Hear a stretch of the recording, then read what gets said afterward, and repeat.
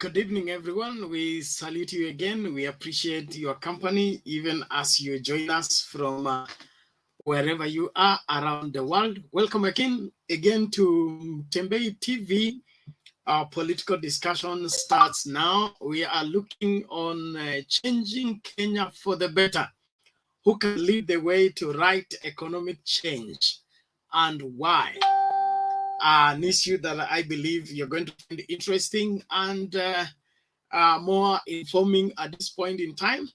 So let us all gang up and make a difference today. The link is right into the comments.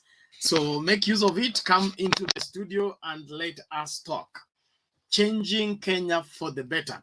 If there was a time we needed change, is right now, and we need it like yesterday.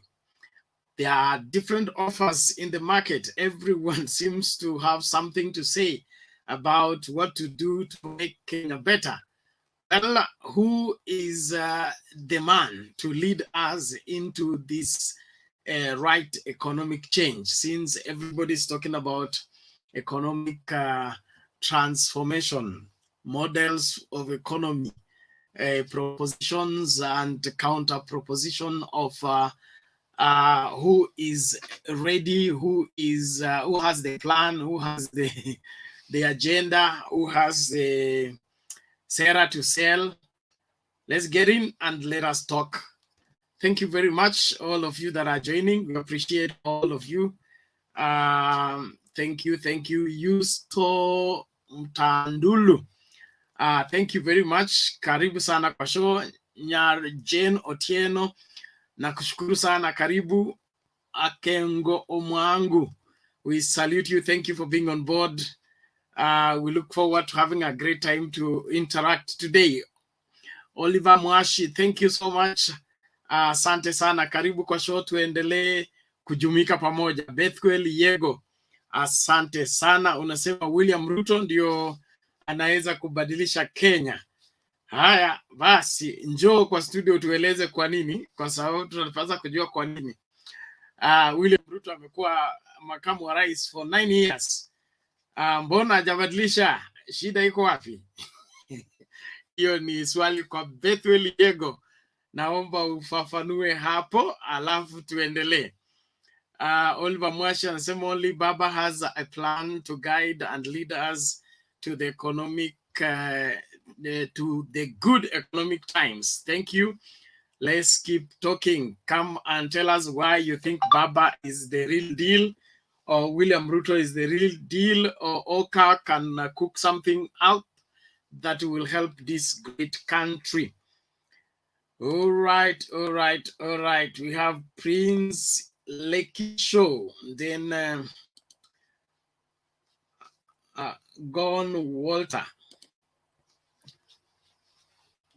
Haya, Prince Lekisho, vipi? Poa sana bro. Haya, karibu kwa show. Asante sana. How was your day, bro?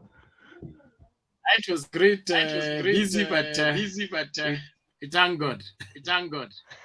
Thank you. Also, my day was good. Uh-huh. I am so busy, but I thank God. All right. Uko busy unafukuzana na nini tena? Nafukuzana na maisha yangu bwana. Haya basi. Hizi anakuacha ukibaki wapi?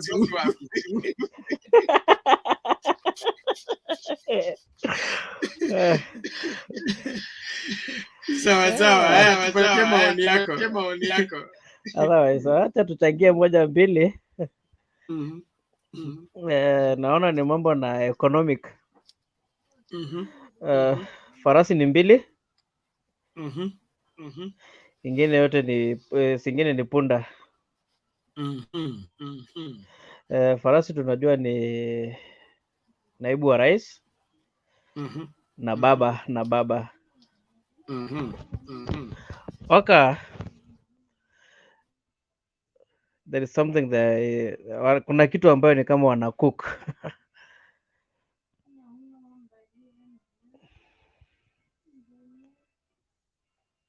Are you getting me? Endelea, yes, endelea tu. So Baba is the real deal. So far so good because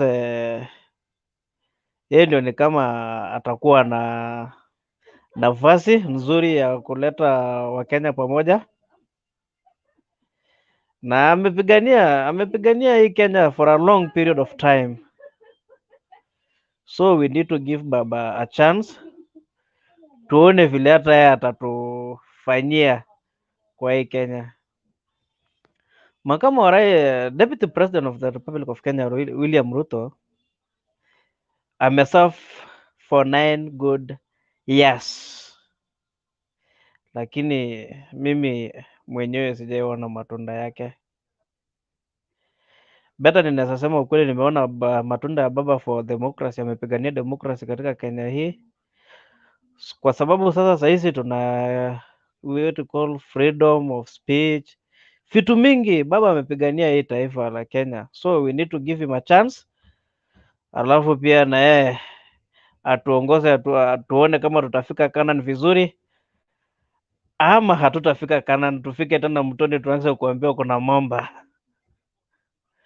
So mimi ninaona Azimio la Umoja ni njia bora.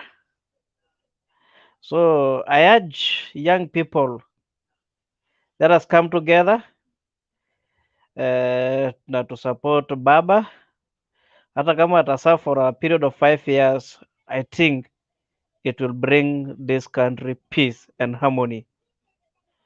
Wacha nifikisha hapo first. Okay, thank you Prince Latisho, tuendelee kujumuika. WG.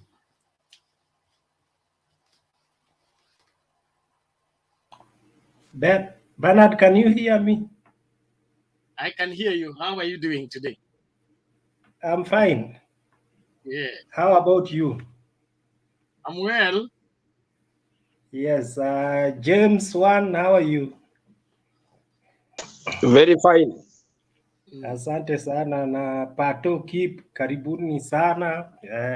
So I, as an opening remarks, we know this is just ile ya kukaribisha watu wa UDA karibu. So we want to say that that is a very, very important subject, Bernard, and I like it so that we can see, we can weigh and see which candidate suits this economic, the economic, the thing that is bedeviling this country. It is the great question of the day for Kenya. So I want to have 3 candidates as opposed to 2 horses. I will add in Musalia Mudavadi. So I will begin with Musalia Mudavadi, and many of us see him as a pragmatic economist, and is a sober voice, especially now. But Musalia also, when we look at his history, especially when he was serving under KANU, during his tenure as the Minister of Finance, we find that is when now a Kenyan economy suffered most. If I may recall, we were youths then. I can recall so well when the economy came tumbling down. It was Musalia Mudavadi who was in charge. So we've not forgotten that. However, many things have changed because by then, actually, you could not judge someone by the strength, his own personal strength, because we had Baba na Mama then. That was, he was Mwalimu number 1, economist number 1. He was, everything was President Moi. So you will not come there and serve him freely from your will. Therefore, there we can say Musalia had a reason to have performed the way it was. We also find out that these challenges, the challenges from foreign development partners, were immense. It was overbearing on him, so he could not do anything. But it's also that we have also to indicate that economy came down tumbling. He did not have proper remedy for that economy. Number two, William Samoei Ruto, my friend and our DP, he has, to me, he has no previous, just like my able commentator has just put it, he has no previous success in anything, to me. Or they say that in agriculture he did some things, but again, whatever he did, whatever good he did in agriculture, he also squandered it in terms of fertilizers and what other things, that scandals that came in.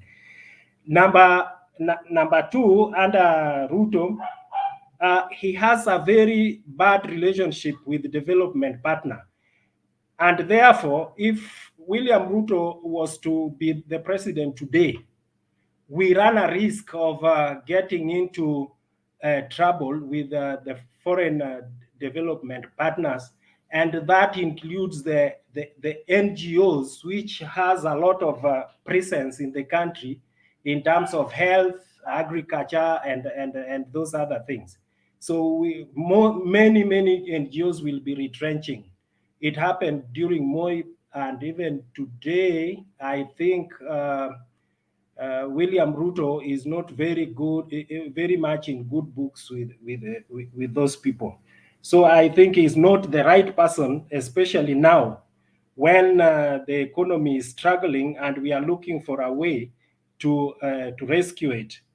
And again, his economic relationship with his own people in the Rift Valley reflects a person who has not offered any solution, even to his own people. His own people are still crying about agriculture, despite the fact that he's the current DP.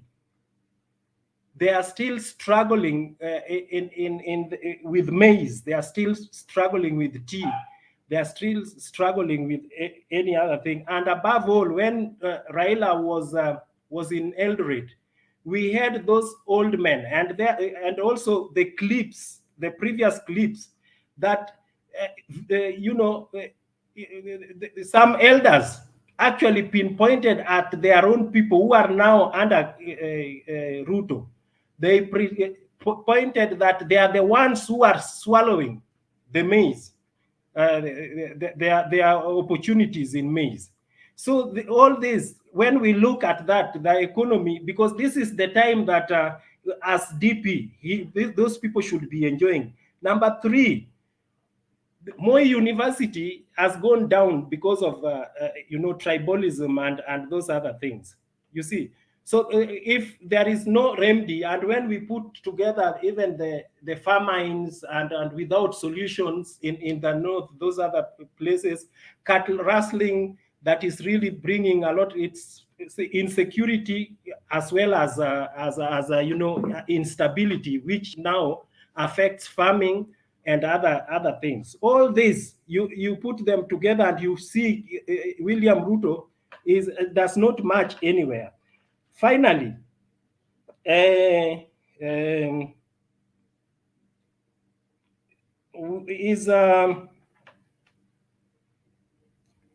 the current, I think let me just reach there for now. we will state others later. Raila Amolo Odinga, I'm just concluding. I will not talk much about this person. He, during his tenure as part of the coalition government, we all see that all the things that let's say rural electrification, that William Ruto is now spreading the message all over. It was started and begun by Kibaki and Raila government. The infrastructure, the roads that they are completing were all started then. There is no single roads that were started and completed by Ruto government. All these were begun and drawn during and planned during the Raila Kibaki government. So these ones are just pointers of the good things, and his relationship with the foreign countries, the development partners, added together. This is the gentleman to carry us forward in this, and then his firmness when it comes to corruption. I'm telling you, when it comes to Raila, we can say all these things until cows come home. We let me just end it there. Thank you. Okay, thank you WG. Tuende kwa Pato. Pato, namna gani leo? Niko poa kaka sana. Naona umewahi mapema. Nimewahi mapema sana.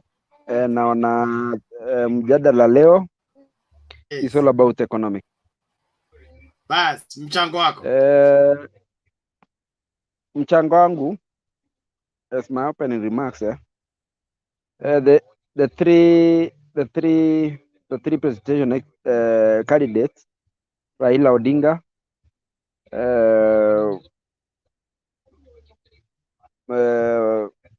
Ruto and Mudavadi, wote naweza sema we all celebrate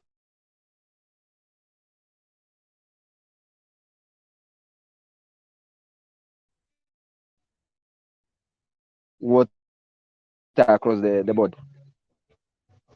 Nikianza na Mudavadi, Mudavadi he has been all along anatuambia mambo ya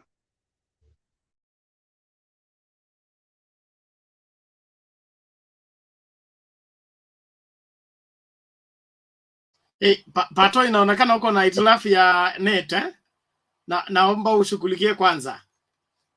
Pole lakini. James Wan, vipi? Mzuri sana. Haya, karibu. Hali namna gani huko? Huku ni swali. Mambo iko bamba.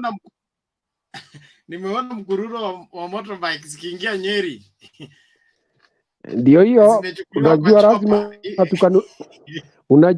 Lazima tukanunua watu ili tuonekane kuwa tuna watu wengi.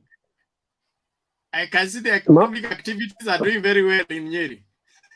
Yeah, those guys they are celebrating. I think mtu ambaye alikuwa na kambaa pahali hapo karibu na nyama choma amelala na ndonge nono kwa mfuko.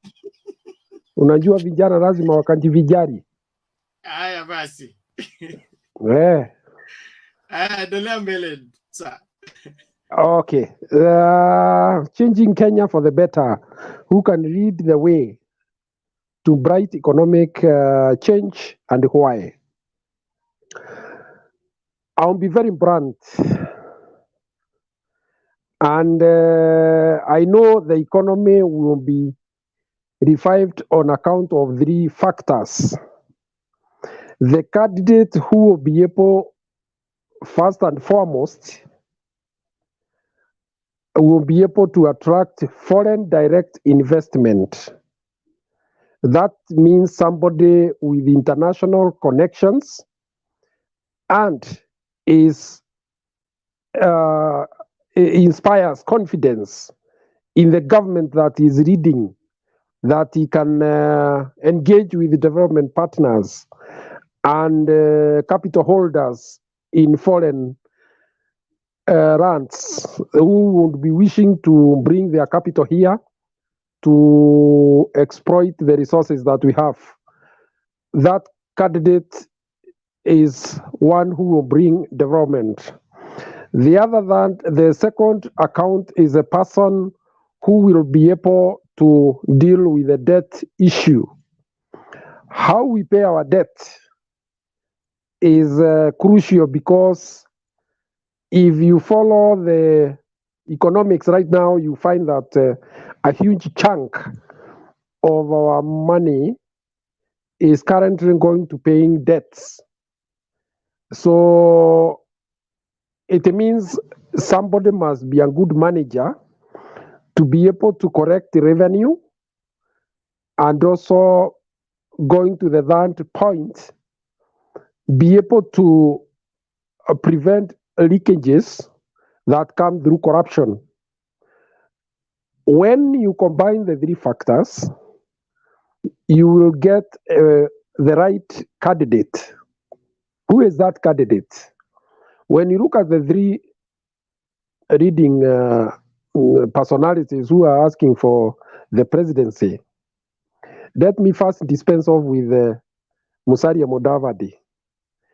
Musalia Mudavadi can manage maybe to manage the debts and to some great extent attract direct foreign investment.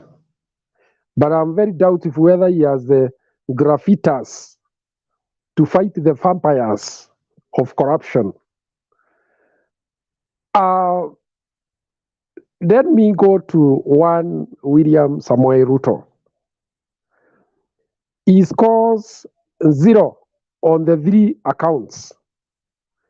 First and foremost, I doubt whether he has the wherewithal, the willingness, the ability to manage the economy.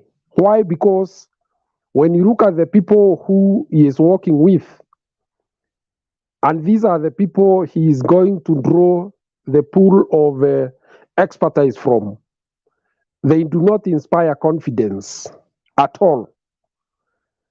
Number two, when you look at his international connection, I think he is the least connected presidential candidate we have right now in terms of international diplomatic power. So the fact that he cannot attract direct foreign investment is a drawback, and it will affect Kenya greatly.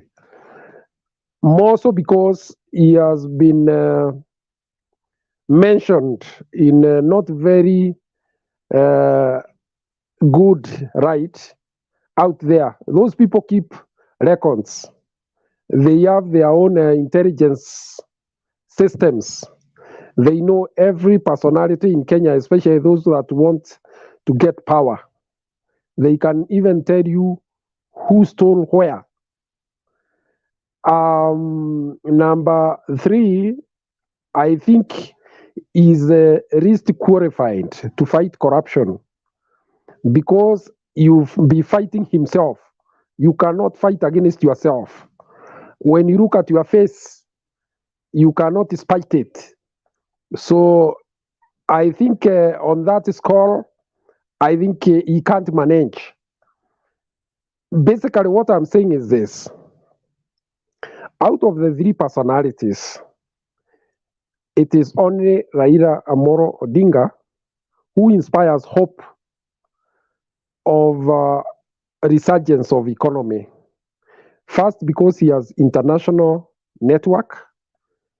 He is well diplomatically entrenched, even holding a position of the Africa infrastructure chief. The fact that he's also going with the right people. Many of you may not know that economic recovery strategy that was employed by Mwai Kibaki was actually partly a brainchild of Professor Nyang' Nyong'o. So you can imagine the kind of brains that are going to surround this man if he takes power. The other thing is that I think he is the only person who can burst the bubble of corruption. It's a boil that has been festering for a very long time, and it needs to be squeezed out so that the pus can get out, and the pain that the country has gone through for these years is eased. this is a ruthless man, and I think he will not spare anyone who engages in corruption.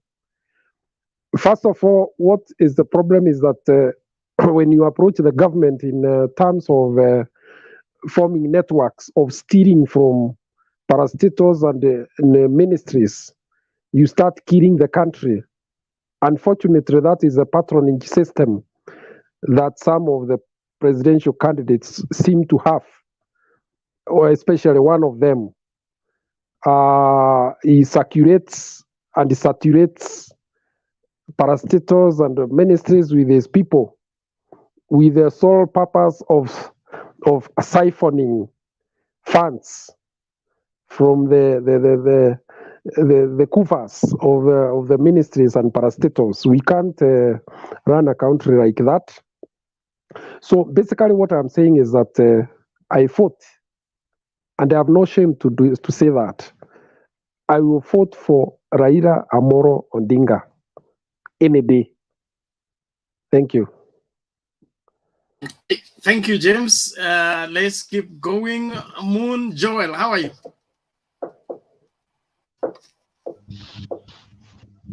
Fine, thank you. And of course, okay, greetings to everyone, and special greetings still to my special brother, of course, okay, Prince Education. Thank you. Thank you very much. Okay, we've discussed with him, and of course, we talked a little bit, and I've known where he came from, and I knew the reasons why. Maybe yesterday he is okay, the double standard in terms of okay talking. I know who he's supporting. He's supporting Raila Amolo Odinga, you know very well. But because of the place that he came from, and of course, okay, the surrounding, it is very difficult to, but it is okay.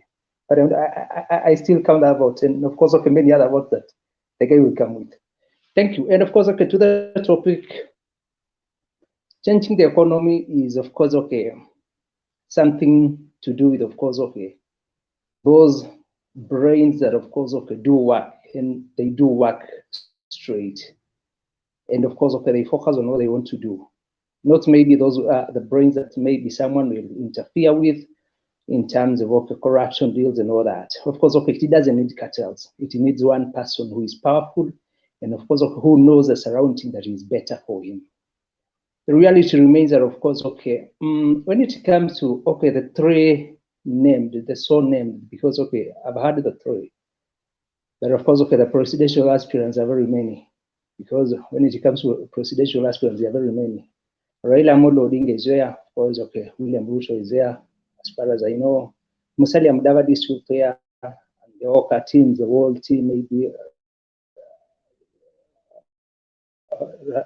Kalonzo as well. The what do you call them? The Jimmy Wanjigi as well is there. So of course, okay, there are very many. But of course, okay, to be very realistic, among the many, Raila Amolo Odinga is the only person that I can only say that he is a person who will take the country into the place that is needed to be. And of course, okay, in terms of economy, the man is straight. He has your country in the heart. That is all that is needed. It is just like in a relationship. Nowadays, we don't say that, of course, okay, in a relationship, we need love. All we need is, okay, like understanding and more respect. So in the country as well, what we need is you respect that country and you're so patriot on that country. You know any other better. Sometimes back, I met friends and we talk with them. And I think yesterday or the other day before, we met another guy, and of course, we talked about the rearing of dogs and all that, for sale and all that.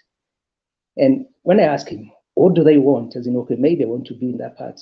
What he told me is that all a dog wants is your love. That is all he wants. Because the moment you love that dog, you won't see that dog akiwa na ugonjwa fulani, maybe analala mahali pabaya, maybe hajashiba.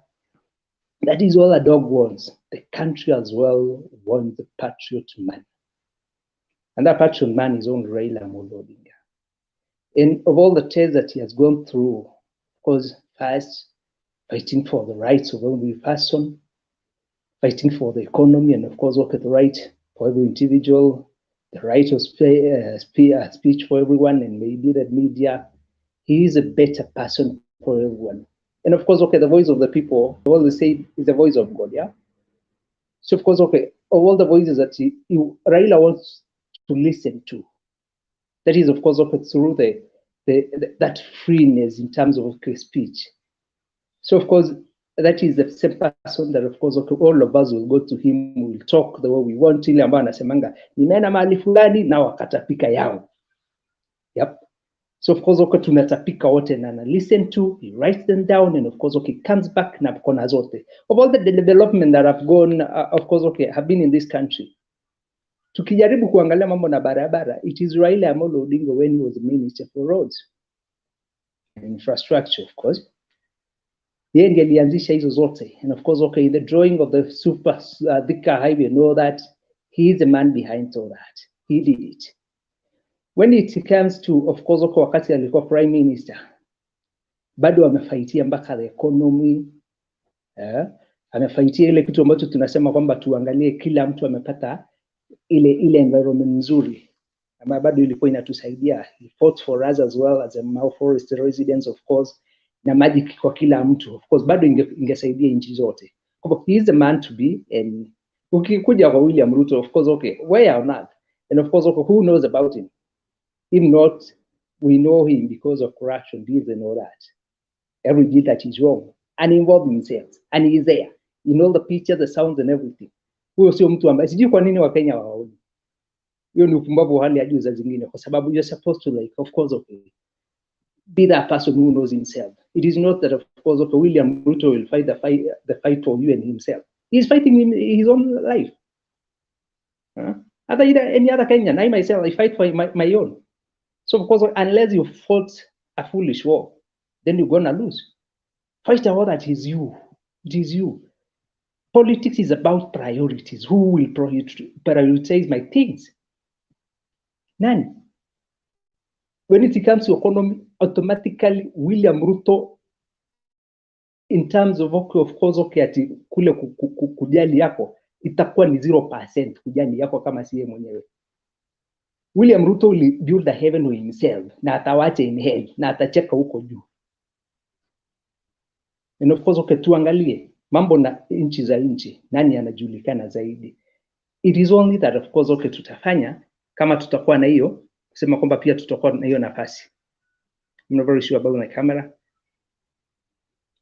So of course okay, with all that I said, and of course okay, because of that, let me say, to be very realistic, let us support Raila and make sure that is a person who will come and change the economy. Musalia Mudavadi angefanya kwa sababu kidogo ni economist, yeah, but now the problem with him is that hawezani na the systems ambazo ziko na zimewekwa nchi na zile na ile governments ambazo zimetangulia, and especially the government ambayo Ruto amekuwa ndani, haizani na hiyo system.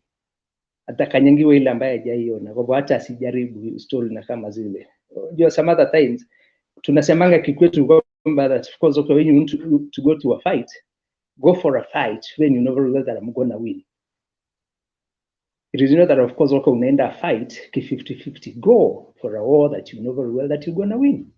So of course Musalia Mudavadi, zingine wanaongea tufikirie tu ile kitu ambacho tunafanya na tupende nchi kuliko kujipenda zaidi, kwa sababu haitatusaidia. Penda nchi, penda watu ambao wako pale, kuwa patriot kama Raila Amolo Odinga, and we fight the war. Thank you. Okay, thank you. Joel. Want us to go to Mahala, umefika vipi?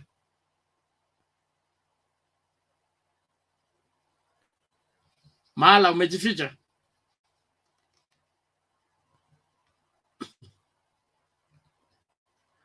Okay, let's hear from Fred.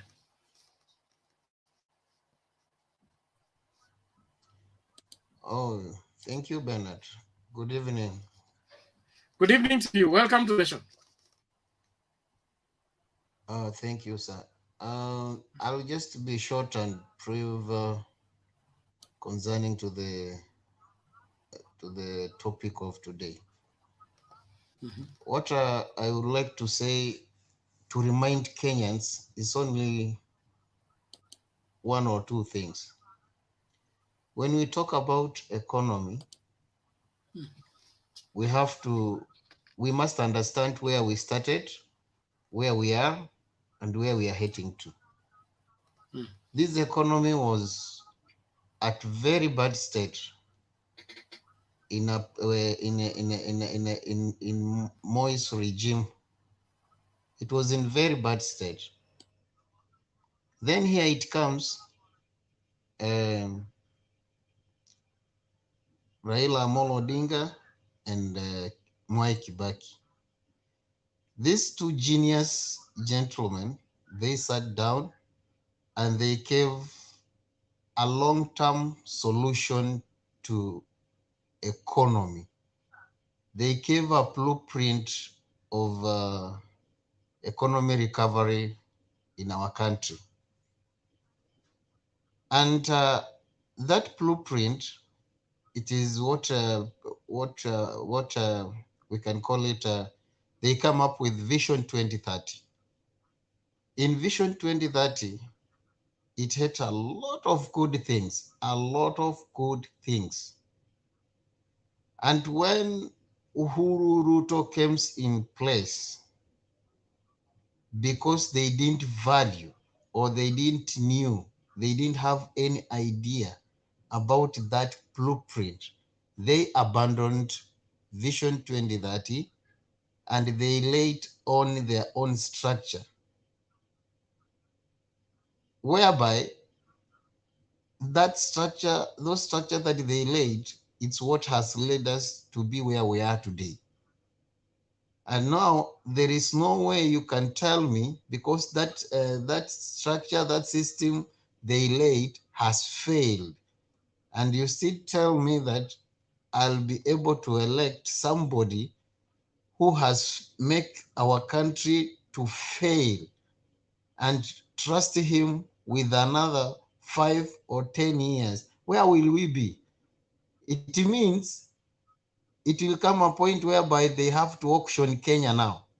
They auction Kenya and then everybody get his share, and then we know what to do, because at the way our country is doing today, there is no way, there is no a single man, there is no a single woman who can understand the country as the people who had that vision of Vision 2030.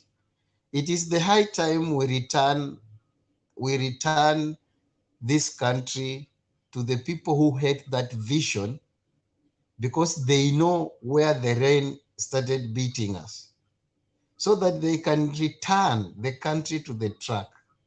Because when you talk about my good neighbor, my good father or grandfather, or whatever, Musalia Mudavadi, he was nowhere to be seen when Vision 2030 was being coined. He was nowhere. So if we say we trust Mudavadi with the state of the country today, it means we are making the same mistake that we did by trusting Uhuru Ruto with our Vision 2030. They vandalized everything, and they make sure that Vision 2030, it has gone under dogs. Yani, it has waded under the bridge, and nobody talked about that one. All projects they are writing on, those are the vision, they were within Vision 2030. What they did, they changed everything. They changed the system. They changed even that's why you hear people saying that he's a dealer. Everything. They raise everything up. These people of yellow fever, in fact, I'm very angry with them. When I see them standing somewhere and say that we have done this, we have done this, we have done this yellow fever will kill us if we if we make a mistake trust this yellow fever to ride on us again, because it means that small part of Vision 20 that was left, if we trusted them again, it means we are done. We'll end up being like Zimbabwe. Now, for example, if we make a mistake, we bring these yellow fevers people in place. Look our neighbors, Ethiopia. Ethiopia, they have been good people. The country was doing very well. And I personally, I used to admire to live even in Ethiopia at that particular time. But right now, where Ethiopia is today, where, my friend, good governance, good leadership makes the country to prosper. But when you put bad governance, bad leadership in place, the country thrown back to the dogs. And that one, we are not ready to go back. I have children. You have children, Bernard. You have family, Bernard, outside there. The people who are depending on you. Right now, you are sitting all this time, at least to try to find, wait a minute. In Vision 2030, these two gentlemen, they had a vision and they had a blueprint to know that our young people, our young generation will not struggle the way we are struggling today. Our young graduates, our people who are coming out from the universities, at least they will have something, they will have a place where to start off. But today, as we are talking, my friend, you go take your children to school, let him finish, and then when he come out, let him be ready to join yellow fever. Because when that is what is outside there, there is no way I can spend millions or thousands of shillings taking my child to school, and somebody, a parent somewhere, is waiting my child to come out and introduce him or introduce her in a yellow fever system. In fact, if God is in heaven and he listens to the prayers of people, because they call themselves the people, the Christians, let me challenge them by telling them the Bible says each and everything that the devil has stolen from my father's house, I am going to restore it back. It is the time and the season of restoration of our country. Nothing else. Nothing else. So if they have capability of to restore our country to back on the right track, so be it. And if they don't have that capability, let them forget and forget, because even God in heaven will not allow that one to take place. Thank you for that short remarks, Bernard. Okay, thank you, Fred. Let's keep talking. There is one guy here, Kibe Duncan, ODM Psychophans in the show. Karibu kwa show wewe ukatetee mrengo wako. Everybody has a right to give what they think, and it's important that we chart the way forward for the future of this country. We have a stake in this country, and we can't be silent anymore. So if it is wrong, we'll call it wrong. And if you support what is wrong, that makes you the enemy of Kenya, and that makes you our enemy, because we want Kenya that is better for every Kenyan, so that every Kenyan can go out, work, make money, come and feed his family, sleep in peace, and wake up in health. These other games we are trying to play to safeguard a few people at the expense of everyone, that is what must not be allowed to take place. 60 years of independence, we need to be doing better than this. If we can't change now, we may need another 50 years before we have a momentum of change again. And probably there will be nothing left to save after 50 years of bad governance. So let's make it right away.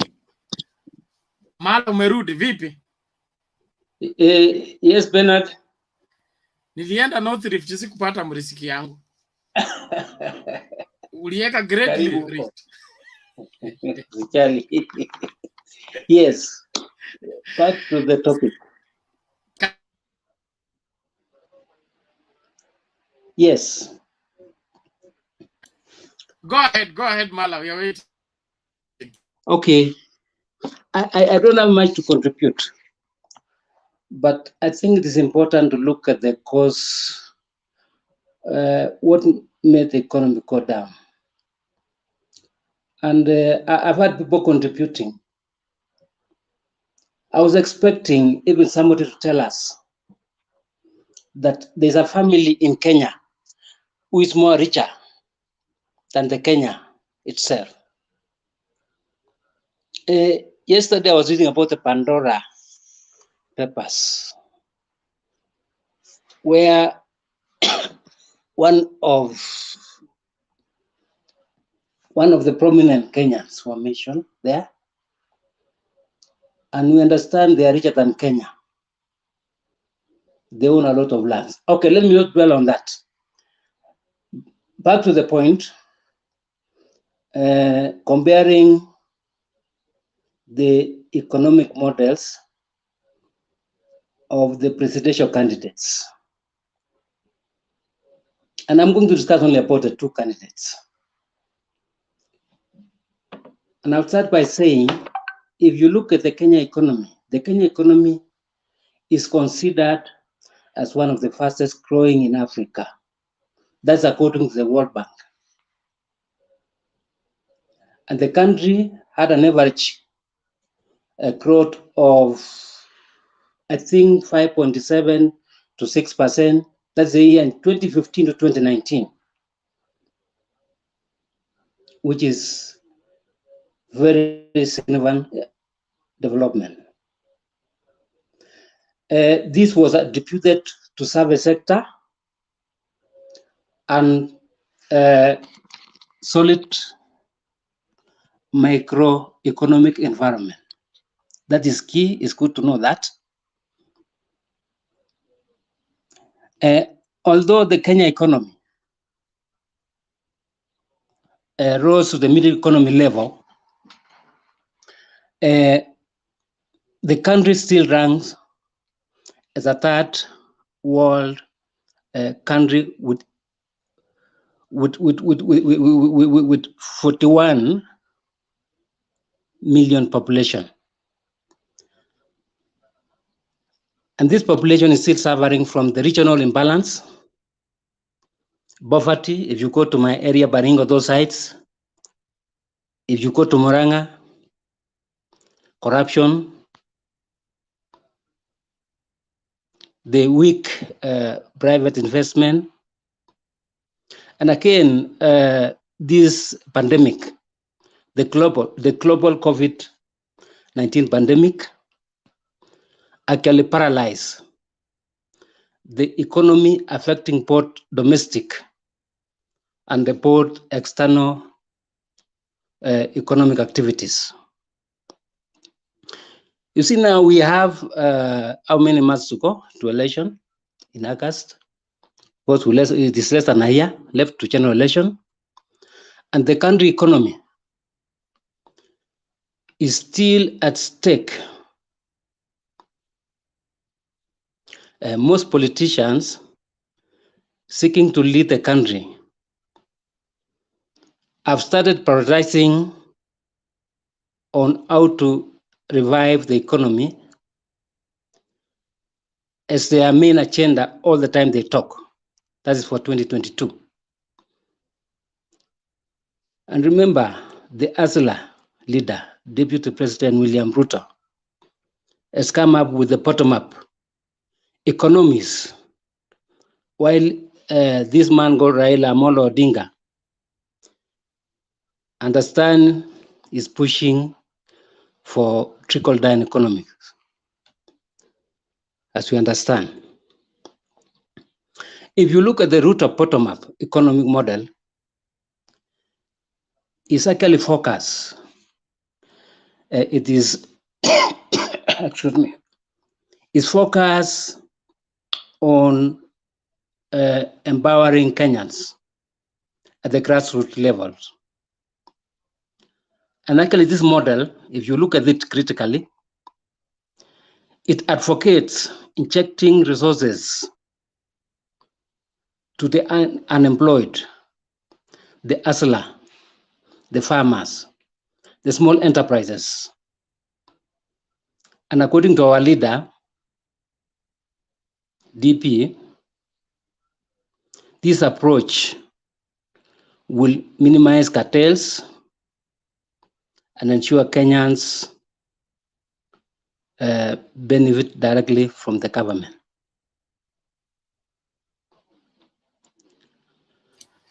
I think this approach... How will that minimize cartels? Explain. But I'm still continuing. I will come back to that. You explain how they will minimize cartels. Okay, number one, and remember I had mentioned this before, and I'm going to give an example. Like let's talk about the Kenya meat. Let's talk about the airport, where the people in power, they put their relatives there to manage. Like the Kenya airport is managed by the, I think, the MD of CPA and the connection. It has been run down, and the government now has been pushing and pumping billions of shillings. And again, the same cartels, they'll go and follow up those monies and run it down again. So instead of pumping billions to those companies, you channel that money now to the grassroots, to the hustler. I think I'm clear. Now, if you look at this approach, the Ruto approach, however, differs with that of Raila, because his model seems to be centered on empowering the locals, the hustlers, the microeconomics, and making the country a hub of maybe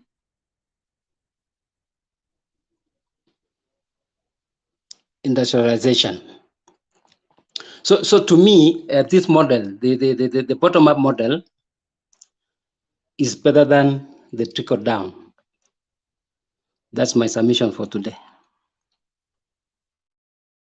Okay.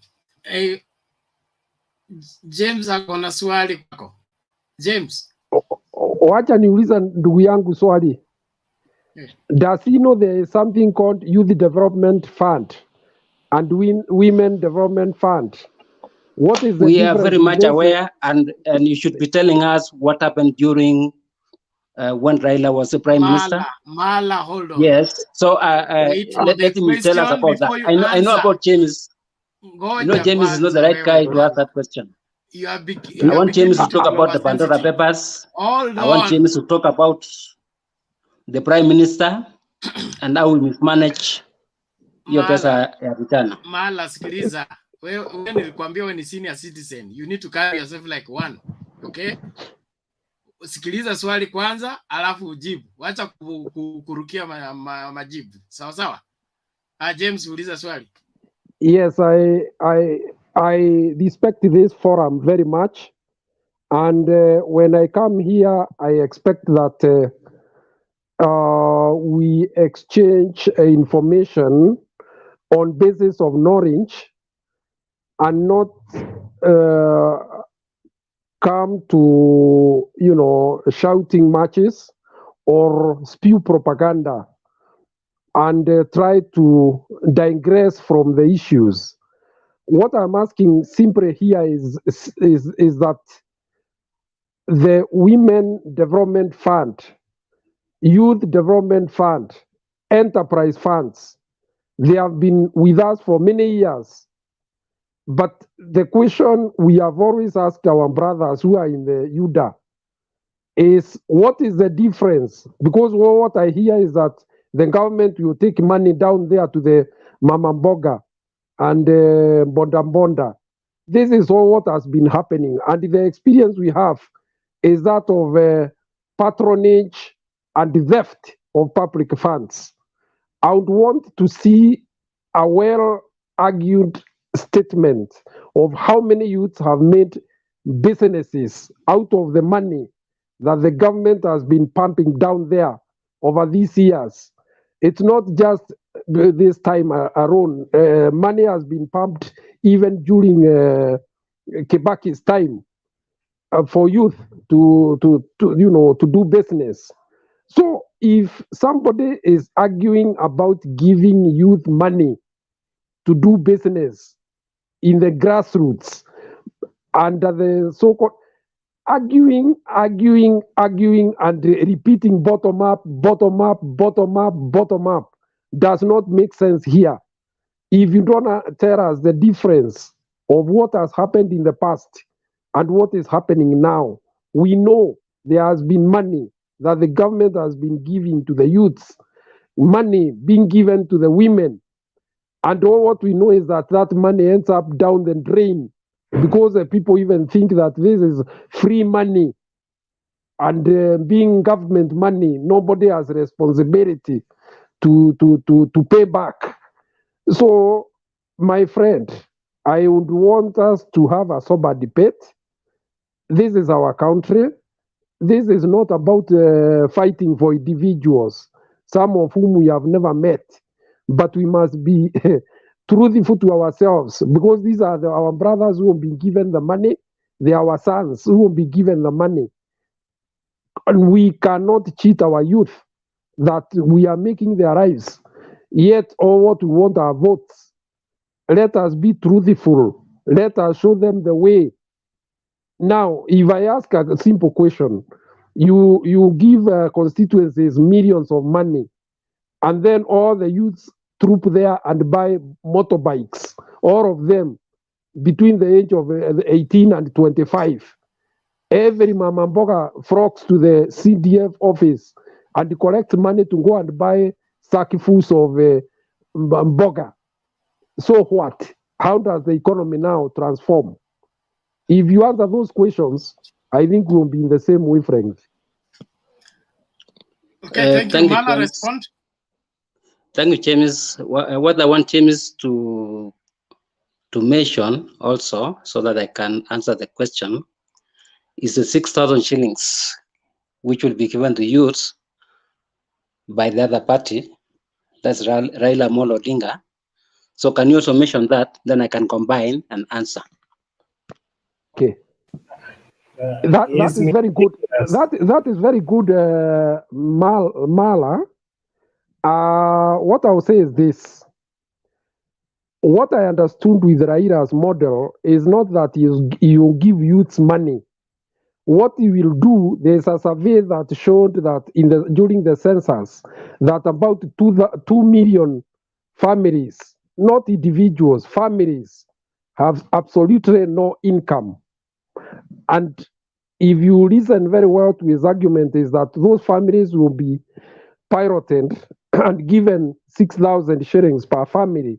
The families that have no income at all, to that they can live like human beings and not like animals. And at the same time, this is a model that has been used elsewhere, because what it will do is to stimulate consumption in the lower levels. The Mama Mboga you are talking about will get somebody to buy Mboga, and the motorcycle, youth will get somebody maybe who can hire him for 1 hour, to take him somewhere and put money in the pocket. So this is not about distributing handouts. It is a model that has been used to empower those who have absolute no income. So I don't know what else you would have wanted me to say, but that is what I understood with this model. Okay, thank you. I think our model, we are not giving money for free. These are money which will be circulating. For example, let's say in my village in Muranga, where you come from. You come from Muranga. That village. In that village, maybe Mala, you hurry have. up, please. Yes. So this fund will be circulated. We will. It's not going to be a free. It's not going to be a free money, and it will be channeled through the existing structures. Those circles around your village, we will. They will be empowered to give out this money. There are those groups. Remember groups nowadays. Even the banks, they have a product like that. We will give the bank those money, the money, and the bank will give to those groups in the village. So the money will just circulate. It's going to be interest-free, and it's going to be circulated. It's going to circulate among the groups. So once you clear, somebody else borrow, just like that. So the money will be available for borrowing, yeah. So, Mala, today says that youths are not going for that money, which is already set out for them to go and collect and do business. Are you aware that he was the other day in the TV explaining that the youths are not going for that money?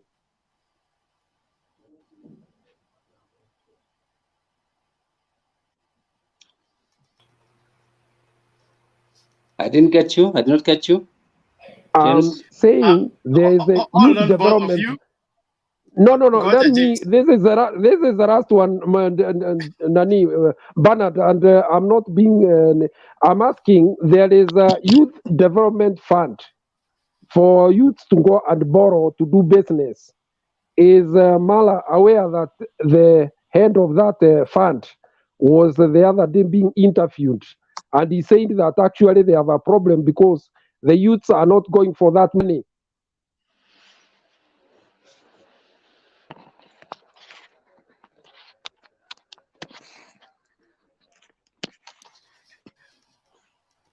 Mala, respond, please.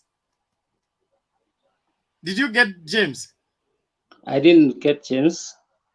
James is saying, the chairman of the youth fund was on TV saying his main problem is that he has the money from the government, but the youth are not paying it. So what means will you use in your bottom-up approach to make the youth come for the money? Because the money has already been dispatched by the central government. I think the guy was playing politics. Where I come from, we have so many youth groups, and there's no money, as far as I'm concerned.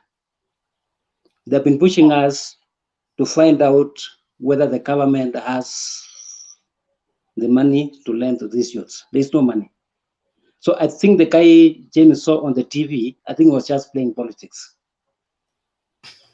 Can I assist Mala, Bernard? Mala, can I assist you shortly? Yes.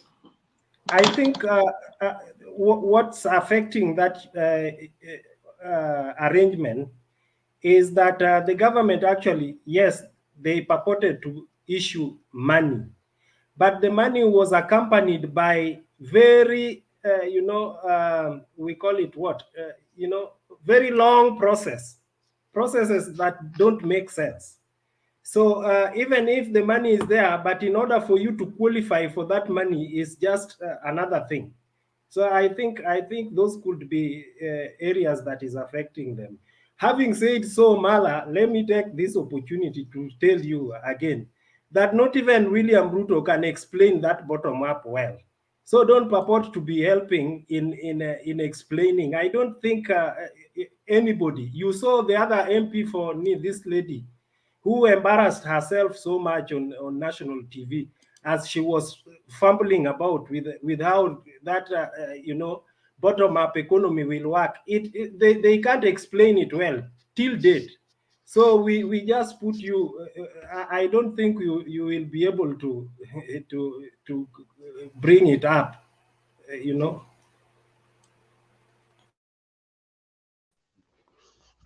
Okay, I want us to make progress. Thank you, everybody. Let's keep talking. Keep your mic mute, please, until it's your turn to speak. And restrict yourself to the 2 to 3 minutes submission time. Interrogation, I'll be allowing only 1 or 2 so that we move faster. But restrict yourself also on the topic of the day. We are looking at changing Kenya for the better. Who can lead the way to right economic change and why? So looking at the people offering themselves for leadership, let us evaluate them. Who is in a better position to help change Kenya for the better? So let's not beat around the bush and go around, just talking for the sake of talking. Fred, what is your problem? Oh, thank you, Bernard. I was praying God so hard to. We cannot leave this, our good friend Mala, to come out from this university of Mtembei TV. It is just for free. We want to give him a school of thought. One, he talks about cartels. I want him to explain to me very clearly, in short terms, about energy sector. Talk about KenGen, talk about Kenya Power, talk about all this, all energy sector. Who cartels dominate that sector? If at all it's not his chief priest of Bwana Yesu Asifiwe. And then I had him one time he castrated me so much badly because I was trying to give him something like references from the Bible. And yet now I have come to learn that he's supporting the Bwana Asifiwe philosophy. Then, two, if he's indeed true and he knows that this bottom up whatever will work in our country, let me tell him for free. He can take this to the bank. That bottom up is already existing, and the father of bottom up is none than Raila Amolo Odinga. What is devolution? What is the work of devolution? When we talk about devolution, it has structures from top up to the classroom. We have people who called even village secretaries, that from the top up to down, my friend. The father of bottom up is none than Raila Amolo Odinga. And this structure, nobody will beat it, nobody will wash it away with another model. So before he explained to me cartels in energy sector. That one, to be specific.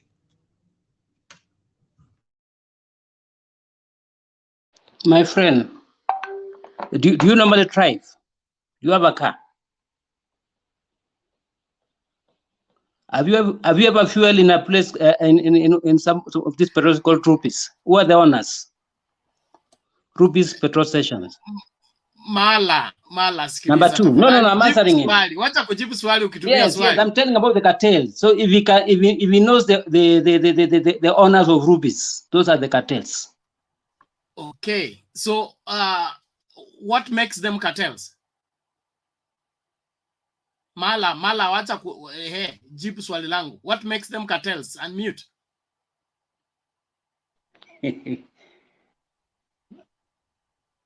Look at the prices, the petrol prices. Because their prices are higher, so they should be cartels. I don't want to add anything there. No, Mala, wewe najua siasa yako, lakini nimekusamehe kwa sasa. Sitaki kuingilia sana. Because but I let me want tell to him. progress. Fred, hold on. Fred, hold on. No, please. Hold on. Thank you. I want us to be clear here. We seem to have a mindset that particular families must lose for other people to gain. This country is enough for all of us. and you don't have to victimize anybody or set the masses against any family in order for you to score. It's not there. People are doing business, they are doing their business. You can launch out your own business. And I think from the last time I checked, we are having free trade in Kenya. Free trade whereby it's a free market. The government is not regulating prices of commodities. So if these people are selling their petrol too high, sell yours cheaper and bring about competition. Why should we victimize people, or rather profile people in the name of these are the cartels, these are the cartels? I think we are avoiding to face what the problem is. Gideon. Unmute first.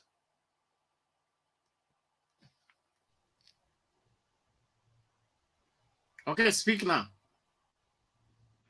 No, Gideon here. I can speak? Yes, I can hear you. Go ahead. Oh, okay. Thank you very much. This is my first time to join this particular show, and I'm honored that you've given me an opportunity. And I wanted to make my contribution, and I've seen that most of you have really gone very hard on Mala when it comes to him being able to support the bottom-up model as the one that as the right economic model that can be able to bring us the change that we want. So without having to belabor the point that Bernard, you've been able to highlight that we should not at all classify people as cartels if they are doing business with government. Essentially, that's what they have decided to do. It's a free economy. Anybody can do business.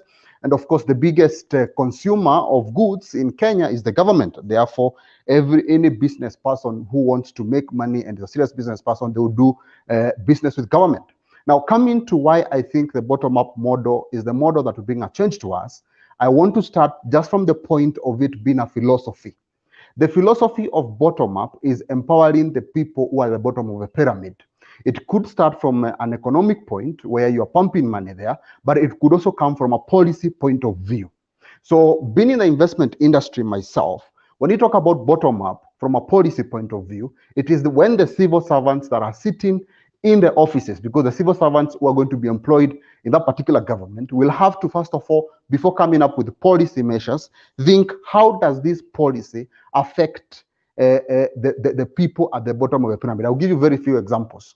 So I work very closely with the Capital Markets Authority. When the Capital Markets Authority is coming up with the regulations to ensure that businesses are able to operate within the capital market sector, the first, they are required to do what is called capital adequacy requirements. So when they have capital adequacy requirements requiring that people like money managers should have 10 million shilling share capital, then it means they're not thinking about startup businesses. There are so many young people who can become money managers, but they don't have that kind of money. That means that before they think of coming up with policy guidelines to govern those businesses, then they will have to think, how does this affect the common mwananchi? So for me, the philosophy of bottom-up, in terms of even how parliament thinks, it means that from a policy change, it can affect a lot in terms of the kind of policies that come to forward and be able to help the people at the bottom. And of course, one of the biggest changes we've been having, and I've had a lot of people saying this, we have a lot of policies that support the bottom-up model. And it is true that we have policies that can actually be able to enhance that. But as Ruto has always been saying, what we lack in this country is not the constitution changes. What we lack is goodwill from leadership. So when you have a leader who is making a deliberate effort and a deliberate decision to say that I'm going to support the people at the bottom from a policy perspective, then that leader is clearly making a deliberate effort to help those people. Number two, where I had most of you are very hard on Mala when he was trying to support how money is going to be distributed. It's true, we have the Youth Fund and the Wezo Fund. And one of the things, the teething problems that have been there to access capital is very simple. It's the structure of how that capital is accessed and how easily it can be accessed by the youth. And one of the things that people don't understand is the biggest gap in financing for businesses is startup capital. Even banks themselves don't finance any startup business. So we have a big financing gap to the tune of 1.2 trillion shillings that we need to be able to fund startup businesses. And funding startup businesses, then the government has to step in. And it has started doing so through the credit guarantee scheme. And what you're saying is that we are going to enhance this by ensuring that we are able to put money at the bottom of the pyramid. Now, how is he going to do it? He has been demonstrating that every weekend. And the way he has been doing it is through the SACCOs. You know, the SACCOs have become the most successful business model for the common mwananchi in Kenya. They are banking over I think over 2 trillion shillings right now, just the SACCOs alone. So what he has been doing is saying the SACCOs of the mama bogas in Asoko, the SACCOs of the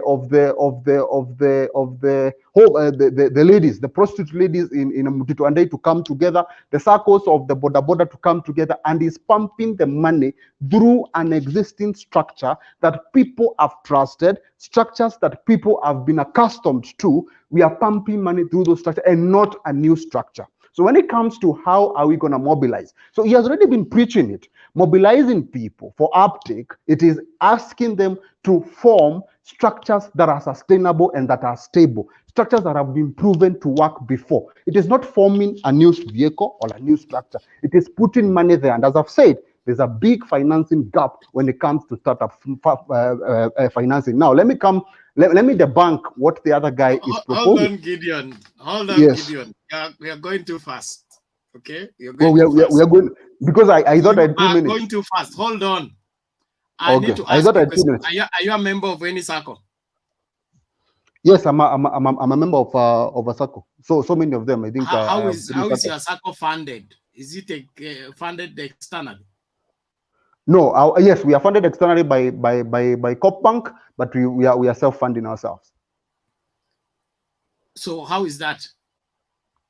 We fund ourselves through our own contributions. Yes, we have funded ourselves through our own contributions. We've gone to COP Bank because we have very good projects and gotten loans from COP Bank to continue to do our projects. So you borrow loan from COP Bank to yes, we borrowed that project. Exactly. So that's what we did. Hey, so your bottom-up approach recommends that you, instead of borrowing from cooperative bank, you'll be borrowing from government. Or how exactly. Is that? Now, yes, I've already answered your question, and I've told you this. The financing gap we have in Kenyan market is startup capital. If you understand finance, you know there is no bank that will ever fund a startup. If today we form a SACCO, we cannot approach a bank and they fund us. They cannot. What project do you have? What track record do you have? Do you have cash flow? Do you have? Hello, you can hear me? Can you hear me?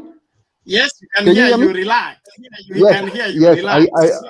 I lost yourself. internet. I lost it. Let me explain. So okay. I've told you, as I've told you, one of the biggest financing gaps we have in this country is startup capital. There is no bank that is going to give you money to start up anything.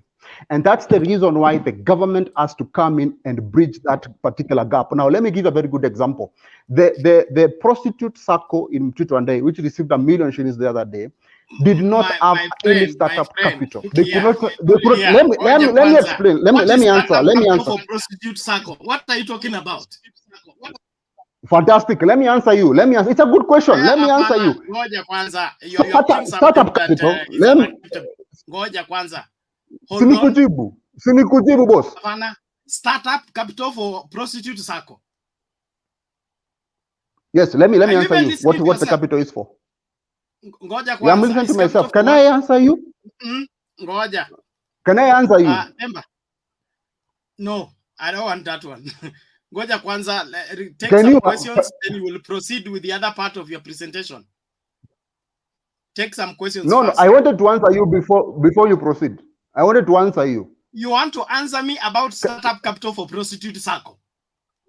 Exactly, because those are Kenyans living in this country who have been exposed to horrible working conditions. They have been forced to go and start doing jobs that they should not be doing. And our future president made a deliberate effort. We have constitutional provision for prostitution as an income generating activity in Kenya. Can you allow me to talk? If we begin going that way, we are going to begin talking about same-sex marriages here. Hold on, WG. If you want to push something, we must remain within the provision of our constitution. Okay, so if and we are remaining within the provision of our constitution. Has no provision for prostitute, and you people of UDA, you have prostitution circle in the country, and you are giving it startup capital. Can that even be computing? Can I answer you, please? I think Bernard, you need to be in a position. You need to be in a position where you can start accepting the reality that we have in this country. We have 14 million people that are in the Juakali sector, people who do jobs. You have people who are thieves today because they have no access to a job. You have people who are doing indecent jobs because they have no access to a decent to a decent job. When the future president of Kenya decides to help people, let me tell you what that money did. Those people have now bought tents. They have bought tents. Let me answer you. Let me answer you. Let me answer you, my friend. Order, everybody. Now listen, Pana Kitonga. You are mute. We are not even hearing you. Listen carefully. Sikiliza kabisa tafadhali. I want us to debate, okay? I want us to debate and not for you to give us what you came to give us. So you have given us a bit. It has raised a lot of questions. Let's deal with the questions first, then we move to the next phase. Sawa. That's the reason we're here. We are not here to somebody to come and give us some things, and when we question them, you want to tell us there is a reality, there is a constitution. We are in a constitution country. We are not in a banana republic where anybody does whatever they see and whatever feels right. And if it's coming from somebody who is in government office, in the capacity of a DP, that is very serious. So that is a man that thinks about our true problems. Ask the question. Gitonga.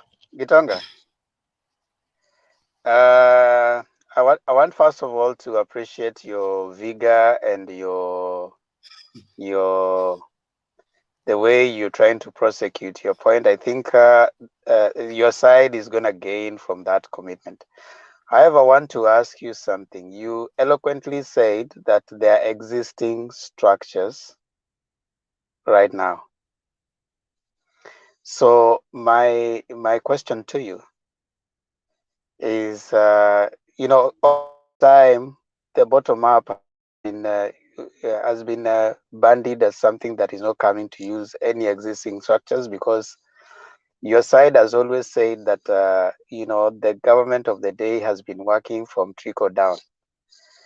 Now, when you're talking about existing structures, kindly without being so emotive, because you also want to understand you. I'm sure you're not just here to protect a position. You're also here to try and convince us that whatever side you are on is what is convincing. We would want to be persuaded that what you are holding on is actually the right one. So for purposes of the debate, kindly, would you isolate and articulate at least any three structures that you think exist that can be used or you can plug in your so-called bottom-up? Kindly.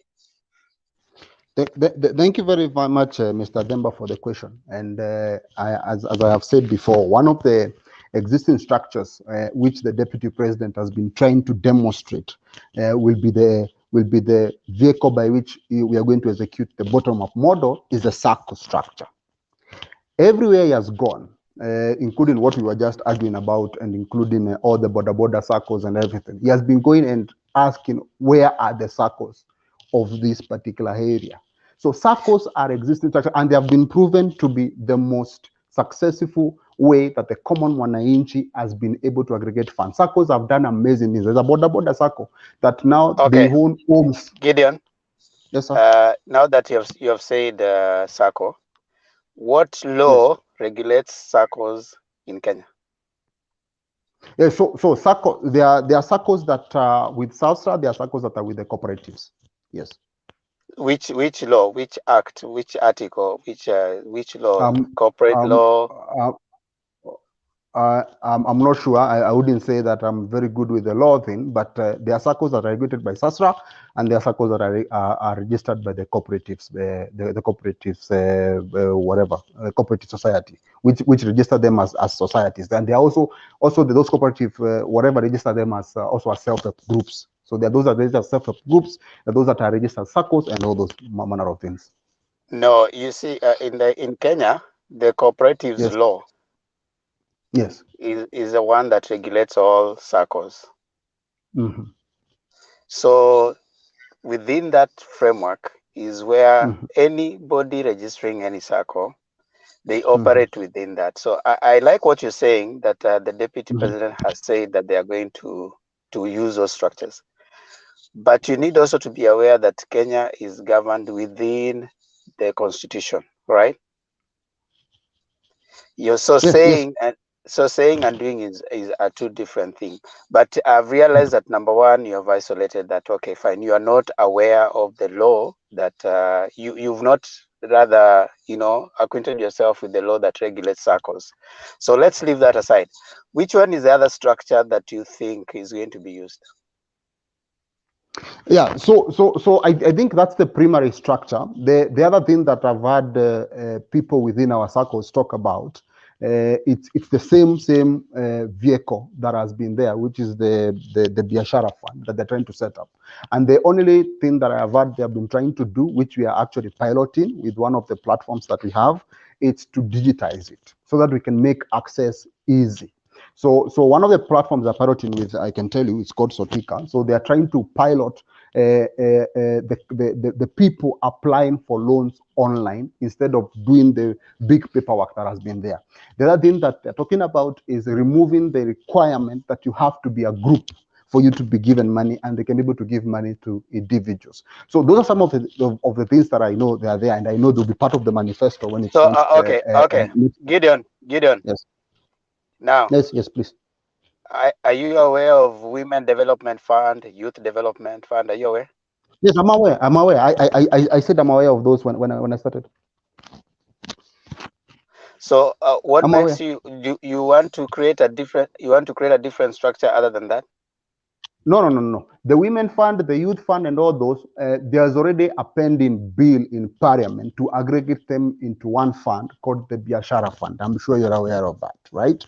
So they're being scrapped and put into one fund called the Biashara Fund. So that structure is already there. So and So one of the that's a teething government. problems. That's a government thing, huh? That's a government thing.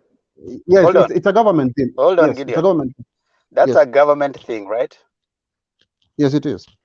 Okay, number two. How government spend their money? Do you know the process of a government spending its money? You know. Yes, it's a very tedious process, but out of bureaucracy. Yes.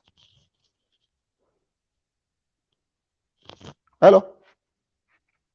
But do you know how the government spends its money? Yes, the government Do you spending know its how money the government spends its money? Yes, it has a budget that is allocated by Parliament. Then the line ministries are the ones It that has to spend go money. through Parliament, right? It has to. Parliament is the one that allocates budget. It has to. Good. So there's no place that the government will come and go and just fund circles just like that. Of course, it cannot. It has to be a policy by government. It has to be proposed from Treasury, and Parliament has to approve.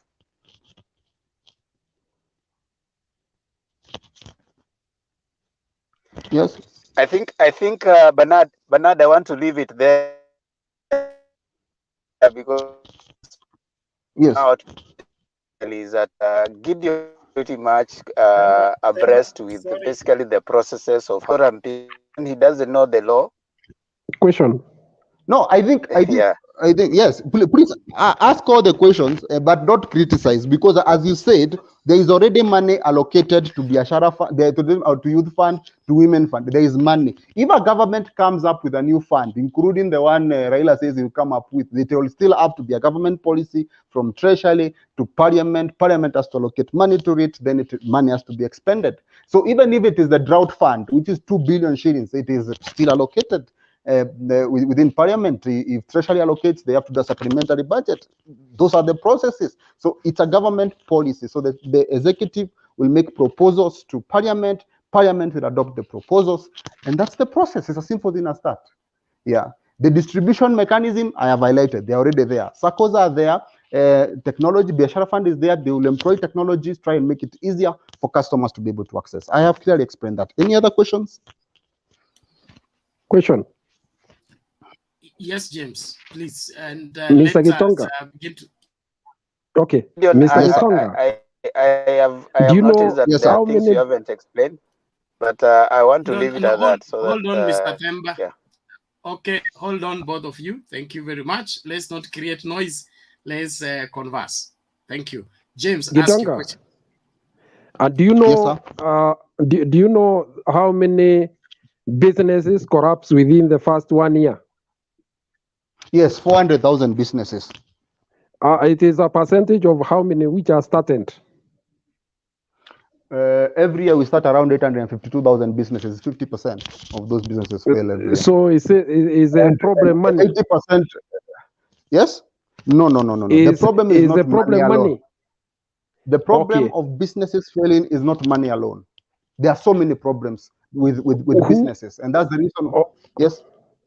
If that is the case, then who first of all told the persons who are talking about money that the problem is money? Number two, who told you that the youth wants business and not decent jobs through manufacturing? Fantastic. I can respond. Those are very good questions, James, that you've raised.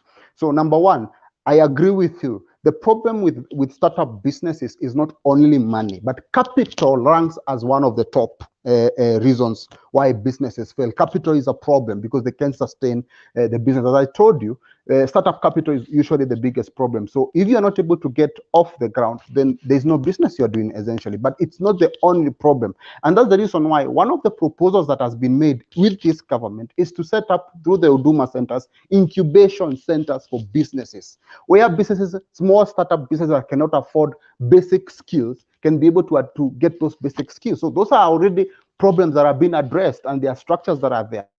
So capital is one of the reasons, but it's not the only problem that businesses face. So that is very clear. Your question number two was, James, you can remind me to answer your second question. Yes, I've asked you who told you that most of our youths want to start business and not get decent jobs that are set up maybe through manufacturing. Fantastic. That's a very good question, and it's one of the biggest questions that the deputy president has been answering, and this is how he has been answering it. He has been saying for the last 8 years, which has been his pet project, the government has been setting up TVETs so that our young people can get skills. Right, and he has been talking about TVETs everywhere he goes. We set up TVETs so that our young people can have the skills they need for them to be able to get the jobs that they require. Entrepreneurship is not for everyone. Therefore, there are young people that need jobs, and we have set up TVETs. And he said very well, the Big Four agenda was about creating those jobs through housing, and the second pillar was through manufacturing, as you have said. Therefore, we have educated as many young men as possible, but we've not implemented the Big Four agenda. So there are no houses where people who have good skills in carpentry, as masons, as whoever, they cannot be able to do those particular jobs. So we understand that it is not everybody that is going to be an entrepreneur, but we are saying we want to empower those that are entrepreneurs so that they can create the jobs for these people who are looking for the jobs. But you're also saying we have also educated so many people by setting up TVETs, and the deputy president has been on the forefront in terms of help, and it was since he was the minister of higher education, to ensure that TVETs are built in every constituency so that our young people have the skills they need for them to actually be able to get the jobs when we do our Big Four agenda. And that's the reason why he has been saying that he is the best suited person because it Now, helped craft the plan of implementing the Big Four agenda so that it can create the jobs for all these young people who have had the skills, but they are not able to actually get those jobs because we didn't implement the Big Four agenda. Bernard, please, Okay. I want to remind Gideon of one thing about TVET. Yes, remind me. TVET was not Yes. TVET was not begun by Ruto. It was part of the Vision 2030. Began Exactly. by, That's why I said when you yes. That's why I've said when you yes. Mr. Raila Odinga those years. Okay. True. Thank you, True. WG. Thank you, Ruto was the WG. Minister of Higher Education. Hold on, Yes. Gitonga. Thank He was you. the Minister I for Agriculture. want to clear And so higher that we education. move to the next person. I want us to clear so that we move to the next person. Gitonga, so you are saying Yes, the sir. bottom-up approach is to Yes. facilitate capital through circles to the youth. Then the youth, not only capital, also policy. To the youth, then the youth will start businesses and then create jobs for the rest of the jobless young people. Yes, so just to clarify that, Bernard, I have said, of course, bottom-up capital is pushed there, but I also started my mentioning that the bottom-up as a philosophy of running government, it's going to affect policy that is made by parliament and policy that is made by civil servants. And I gave a very good example of CMA and how a simple policy change with CMA would make millions, hundreds of thousands of young university students to become money managers in this country. But university students that have started trading at KU, at USIU, cannot become money managers in this country because there's a requirement for 10 million shillings as capital for them to be able to sign up as money managers. So I'm saying when simple policies are tweaked and changed because civil servants are thinking bottom up, then we can be able to unlock a lot of potential in this country and we can be able to help many people at the bottom of the pyramid. And that's the reason I'm saying that is because the majority of people at the bottom of the pyramid. And that's the strategy that Ruto is saying, I'm able to pay off this particular debt we have. Why? Because if I'm able to... No, hold on. WG, you're out of order. WG, out of order, mute your mic. Gitonga, as you conclude, I want you to respond to this. Yes, sir. DP Ruto is on record to have a support of 160 members of parliament who are currently in parliament right now. Yes, sir. What stops him from pushing those policies and those agenda through parliament now, so that while he's DP, we can have those fruits he's preaching now, experience now, not after 2022? Thank you very much, sir, for that particular question, because it's a very common question that a lot of people ask. So number one, nothing has stopped him from doing that. We have bills that are shelved in parliament by people like Irungo Kangata. Bills on the World Development Fund, bills on on several things. There are bills that Sakaja had passed that are already sitting. There are already bills that have already even been signed off, like the National Employment Authority bills, which are supposed to help people. But the problem we've been having with the government is execution. And as you know, execution clearly lies with the head of state. And Ruto in the second term, he has not had his way around managing the line ministries, right? So it has been impossible for him to have his way. And you remember during the first term, every time we had a deadlock, in most of the projects the government wanted to do, whatever the project was, you could say it was a good project or a bad project. Please.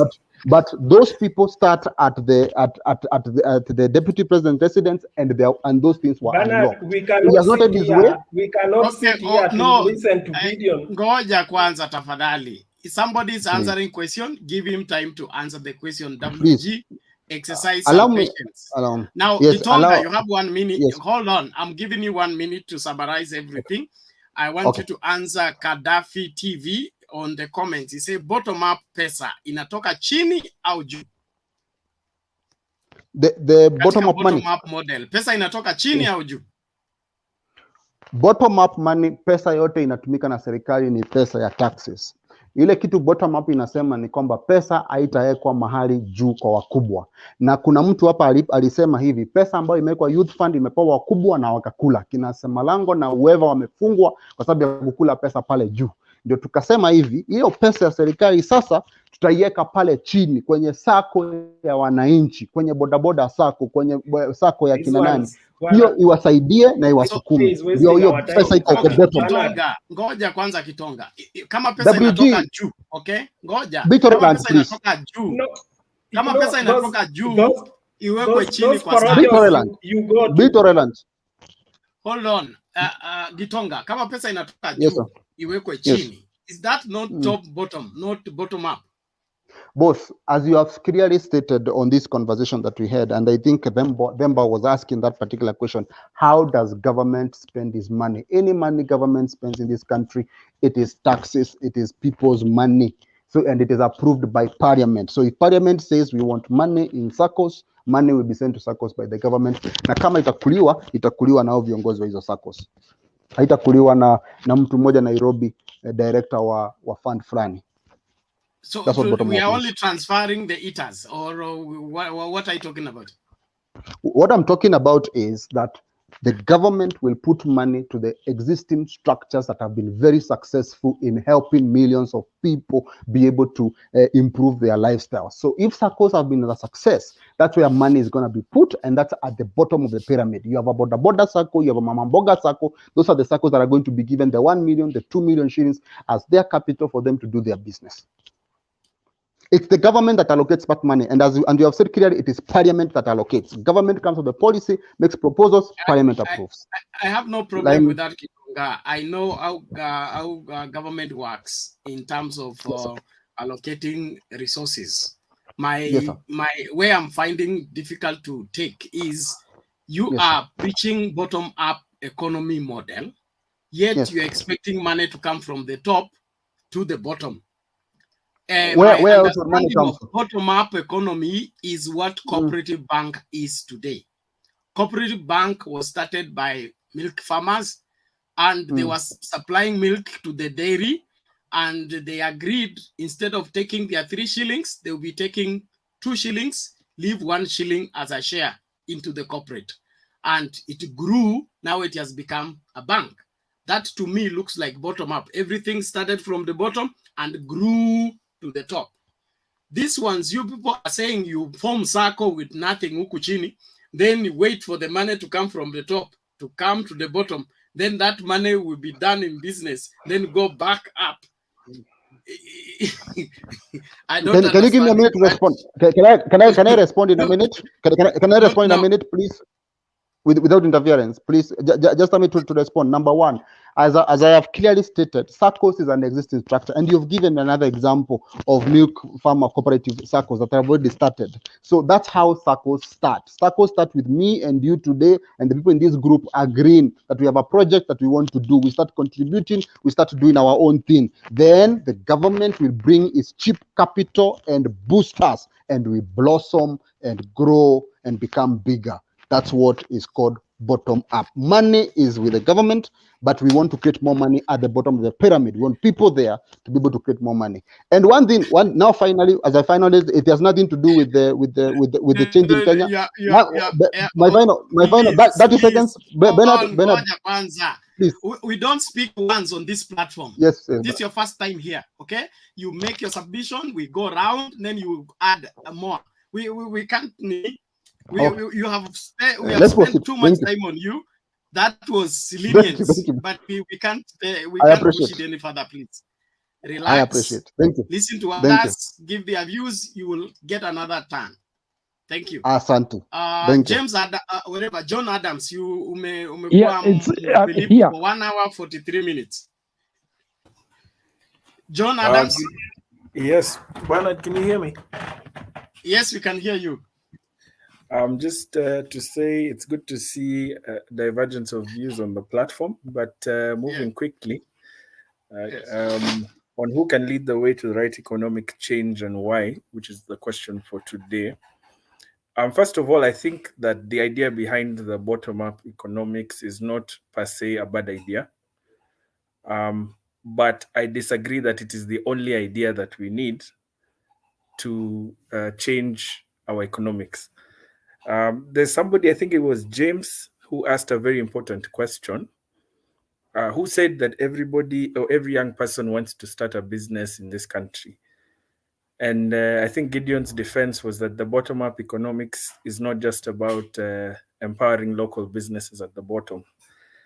But looking at what I have personally had preached is the idea to put 100 billion in at least a billion, was it $1 billion shillings in every constituency or something around that, to empower local businesses and stuff. And while that is welcome, speaking as a young person who is in employment and would like to start a business, I can tell you for sure, money is not the only problem that we are facing. There are a lot of problems in terms of skills. There are a lot of problems in terms of access to land or just that overall support, the productive factors, be it electricity or water, etc., etc.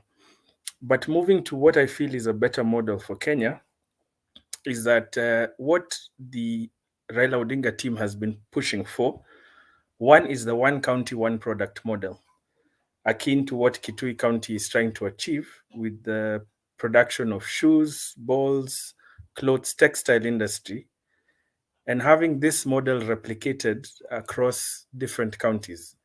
I was in West Pokot the other day and I was just listening to the kind of opportunities that exist with plants like even the destructive weed found in asal areas. The name has skipped my mind. That plant has been problematic for a long time, but there's a lot of opportunity in turning that into charcoal. They have mining opportunities in West Pokot. So the one county, one product model for me will increase manufacturing and create more jobs that are more sustainable for the country's economy. Secondly, like James said, giving people money is not a guarantee that they will succeed in business. World over, 95% of businesses fail within their first year. So we cannot just argue that giving money to people is the only solution to the country's economic problems. Thirdly, if you look at the studies done on this model in different countries, the bottom-up economics encourages businesses of necessity. So you find that in Kenya, we have a proliferation of businesses of mamambogas. We have a lot of small-scale businesses that cannot expand beyond a certain point. For example, if I gave you money to start a boda boda business, how many boda bodas can you buy before that business model runs out? So at some point, even in a circle, you find them moving towards businesses that can generate bigger business. They're bringing their money together to start bigger businesses, be it in manufacturing, be it in other things. The fourth and second last point I'll make is with regards to agro-processing. I think this is where a lot of opportunity lies, not just for Kenya, but in Africa. I was listening to a study that shows that a pineapple exported raw, when it is cut into slices like the one we see in Del Monte, its price increases by about $2. Packaging those pineapples increases it by $2. Making it into juice increases its value. So agro-processing is perhaps a better model for our country than it is giving money to somebody to maybe sell that same pineapple on the street, because that is what we are going to possibly see with this kind of thinking being pushed forward. Lastly and finally is with regards to corruption. And the truth of the matter is, just in response to Gideon, no matter what kind of good ideas that you profess or you push, this is politics, remember. Our politicians are telling us right things. And I am by no means saying that Ruto is the only person who has been accused of corruption. But the truth of the matter is, no matter how good the ideas they're professing are, without integrity, those ideas will just remain ideas. We have had good ideas from the DP before with regards to internship programs for young people. If you look at studies, they will tell you that the biggest problem with youth unemployment is the transition from education to formal employment. There are not enough jobs in our economy as it is. And that's why there's a huge proliferation of young people going into businesses such as Boda Boda, Mama Mboga, and etc. Looking at somebody like you who has succeeded in the capital markets area, if I heard you well, I don't think today you would, if you didn't have that opportunity, I don't think you would choose to sell vegetables on the roadside. That is a situation that has been created by the necessity of our country's economic position. That said, we will take whatever good ideas, Gideon, that UDA will propose, and we can work together to make our country better. We are not blocking out the ideas that you're proposing, but we are resisting the idea that those are the only ideas that can take our country forward. So without an honest conversation on corruption, take time to learn what happened with Finlays in Kericho. Take time to understand why such companies are running, how so many people in Rift Valley lost jobs because of bad politics and corruption. And then you will understand that it's not just about giving people money or promising to do the same. We need to structure our manufacturing. We need to make production profitable. We need to move towards agro-processing and the one county, one product model, at least one product per county, can really transform the ideas that we have. So I think with that, I'm going to leave my contribution there. Asanteni. Okay, thank you, John Adams. I believe that's clear enough. Kama hakuna swali, naomba tuende kwa Ochieng Owuor. Bwana Ochieng, unmute. Thank you for your patience. Thank you so very much. Good evening. Good evening to you. Karibu sana. I'm great. I'm happy. I'm glad. In fact, it's like John Adams has covered everything. I only have two comments, and they will come in form of a question. Before that, I'd love to advise our older brothers that kindly discuss issues not with emotions, but with sobriety and sanity of the mind. My first comment is, since when did the INA pretend over the issues concerning the lamp? I don't think if Ruto has the ability to fight corruption and even create jobs. This guy has been there. It's 2013 up to date, nothing has moved, even an inch. So trusting Ruto with creating employment, he promised us 1 million jobs. Nothing has come through. Now he's telling us he's eyeing 4 million jobs per year. That is lip service. Number two, in the words of Michael Gardner, he says the first and the last task of a leader is to inspire and to keep hope alive. I don't think if Ruto is inspiring any hope in Kenyans, because the only thing I can learn from the guy is that as long as I can get something, doesn't matter the means, as long as I can acquire something, I can have money in my pocket, I'm good to go.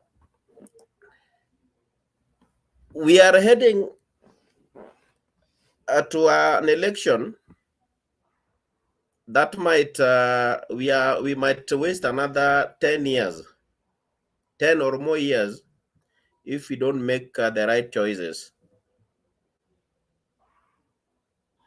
I beg to stop from there at that point.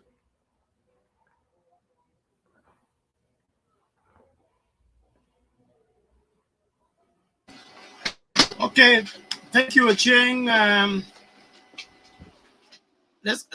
are you there?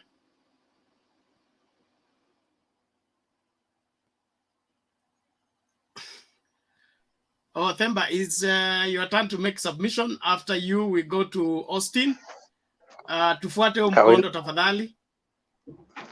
I will pass to Austin for a minute. Okay. Austin, take it. Unmute. Unmute first.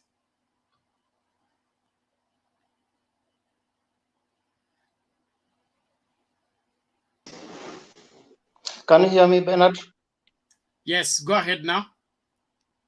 Okay, thank you so much. Plus, my fellow youths. Let's look at the heading. It says changing Kenya for the better. And then there's a question of who, and then why. Who is this person, the right person that can change this nation? We are not talking about individuals.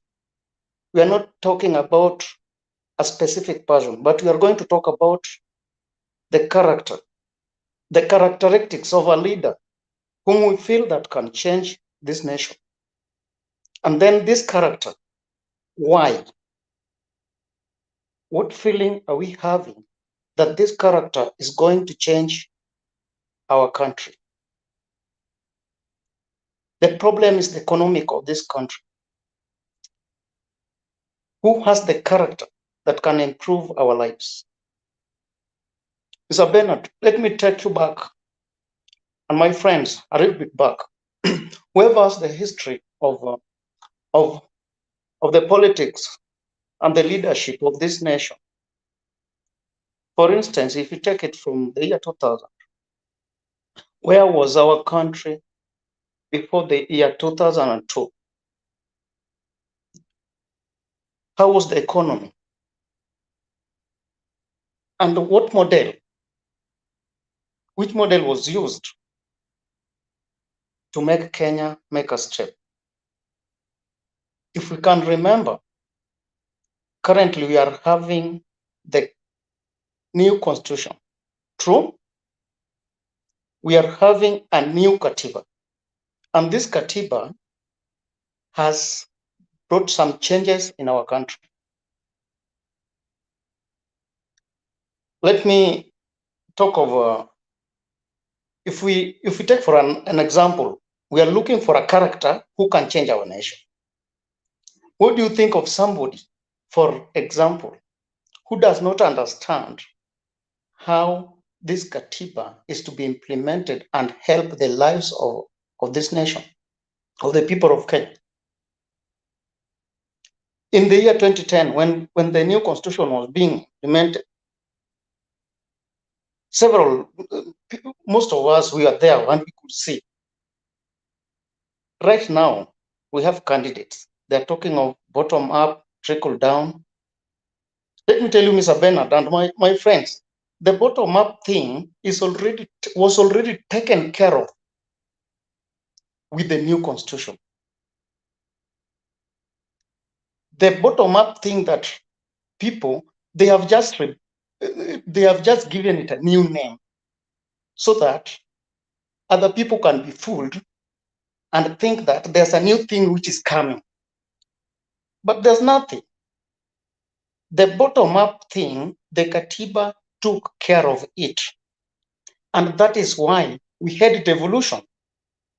That is why somebody can talk of the youth fund, the things, everything that you can talk, that was taken care of by the new constitution. And therefore, right now, we are looking for a character who can improve this constitution to be better than it is. You know what? In Kenya, the leaders, we are used to being fooled every now and again. Like when this Katiba was being brought to us Kenyans by 2002, Honorable Raila Amolo Odinga tried, but Moi refused before. because they knew the weight of it, that Kenyans are going to be lightened. By 2010, Kibaki accepted this constitution because he was going away. We will not cheat ourselves right now. And let nobody think that Kenyans are fools still. We are no longer fools.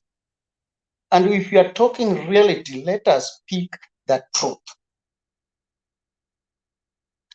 Right now, we can talk about CDF. At some time back, where was CDF? Where was that money going? The bursary funds, where were they some time back? Kenya was just there. Right now, you can still talk of Youth Development Fund. Where was it some time back? The word, the everything that you can talk about, all the organizations, everything that you can name it, where were they before? Right now, we are looking for a character who is going to improve what we currently have and respect it. I can just mention, so far, we are having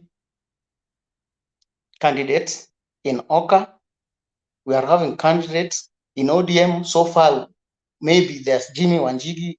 Raila hasn't said that he's going to buy. We have Ruto with the bottom up. But if I specify Ruto, fellow youths, let us not sleep. Let us not be cheated. Ruto never supported the current constitution, and therefore I don't trust him with it. If it is this constitution that has brought changes in our nation, right now, my mother back at home can enjoy something when just at home. The old grannies, they can enjoy something just because that thing was put, it was written down in that katiba and accepted as a law. It means even if whoever brought it dies today, it remains for us. So when somebody says that, let us now improve our current constitution, it simply means that things are being put into the law so that even if the sitting president walks away, everything remains for us. But to hear everyone talking, oh, they want to create jobs for themselves. Let me ask the older people. I'm not going to offend anyone, but I'm just asking. The current constitution created jobs for how many people? Start from the governor, the senator, the women rep, and then the security around them, the secretaries. It was more than enough millions who somebody just set it down in a minute and created a job for these people. And therefore, Ruto was just, he never proposed it. He refused that this Katiba is not good and ran into churches and told them that, oh, administration chiefs, mnaenda kunyang'anywa kazi. Oh, right now ameanza tena because ameona Wakenya wanataka kupewa the good thing they deserve. If Ruto can do that when he's out, how can I support Ruto when he is in the office? How can I trust him with the current constitution? We are youths, and Kenya is for us all, today and tomorrow. Let us not talk about Raila Odinga being old in the state house. Oh, he's going to do what?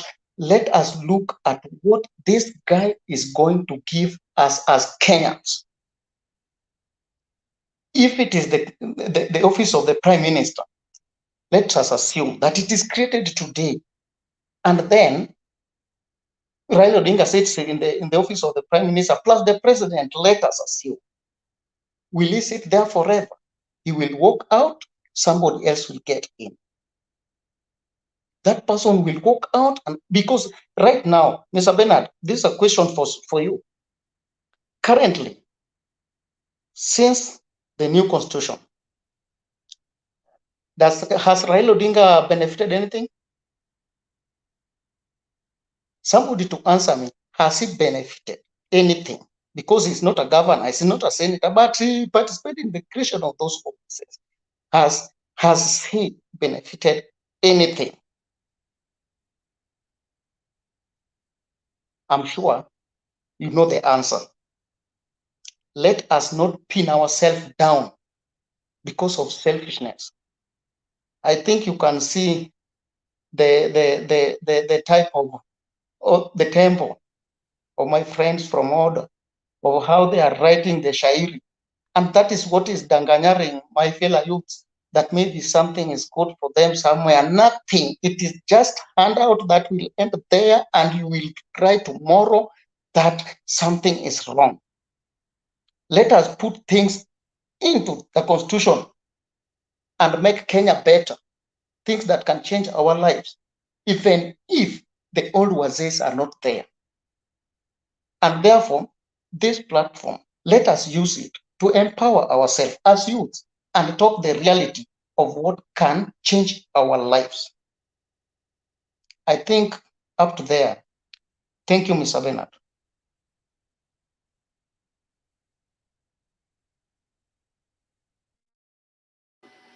Okay, thank you very much. Kuna swali? Yes, Fred.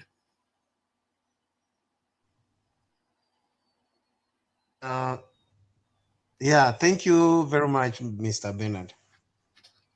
And this is the kind of brain we have been looking outside there.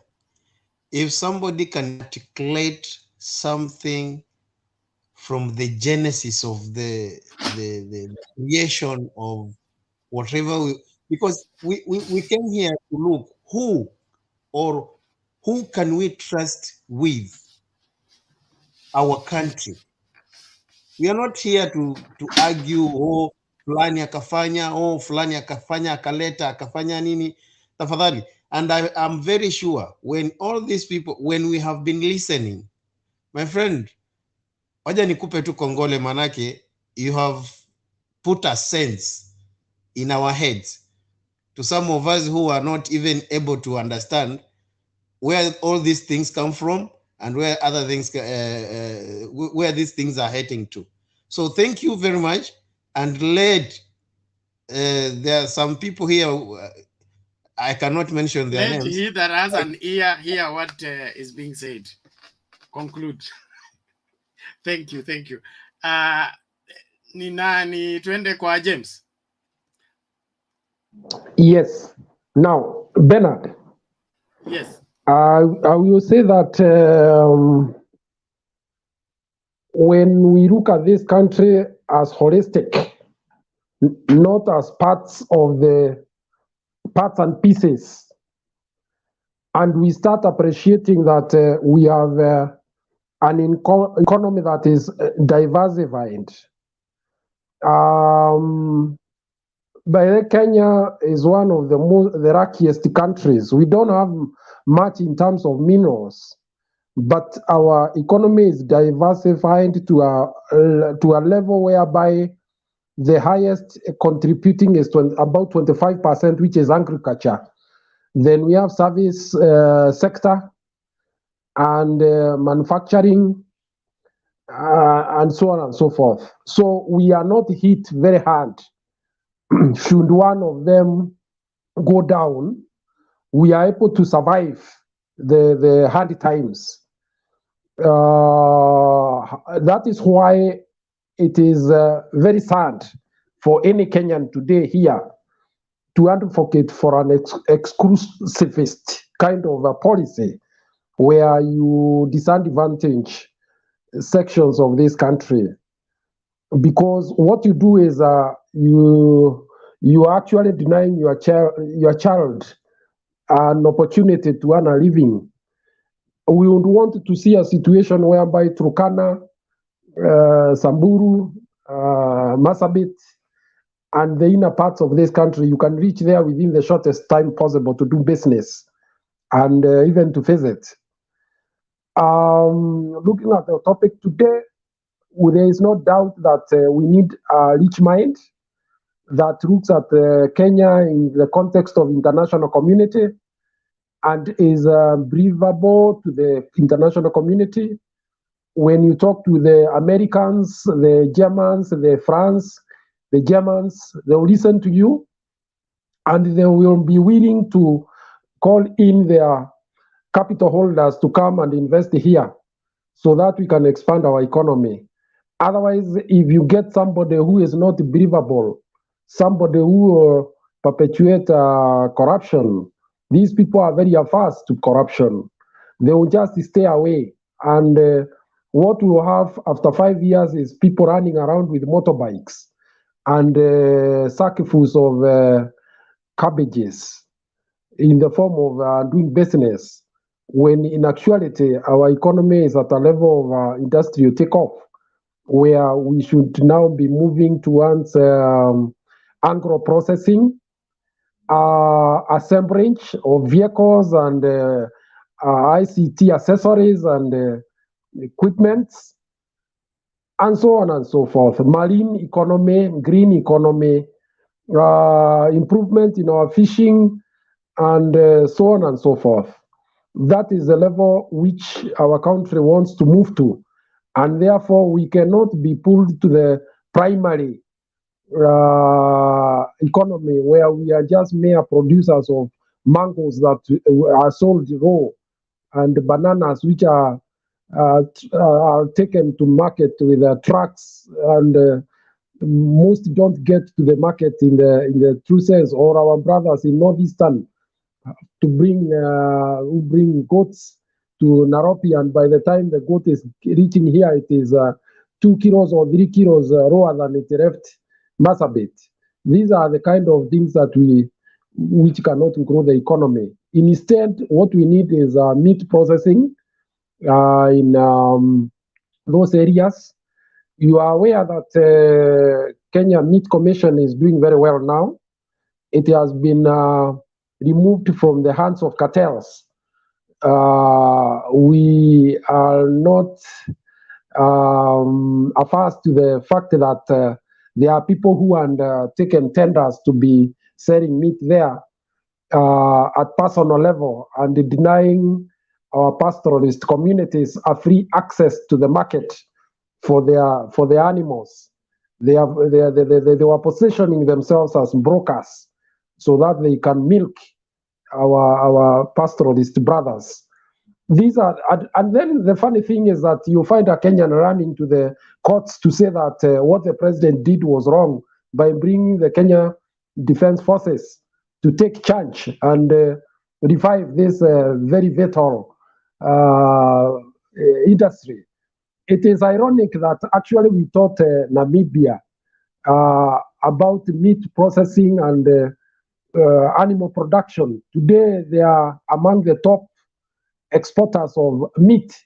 We were left behind because of our behavior of killing the industries to serve personal interests. I think I'll stop there for now.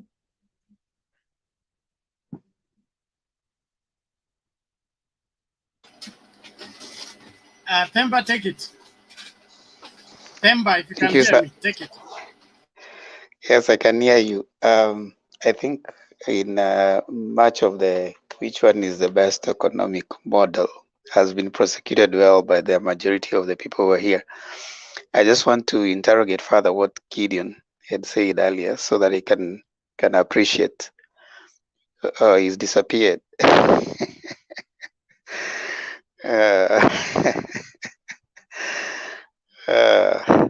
You know, the reason why I wanted him to appreciate the discussion from the basis of what we are saying is that assuming you have a cake, you don't make it better by increasing the number of people who are going to eat that cake.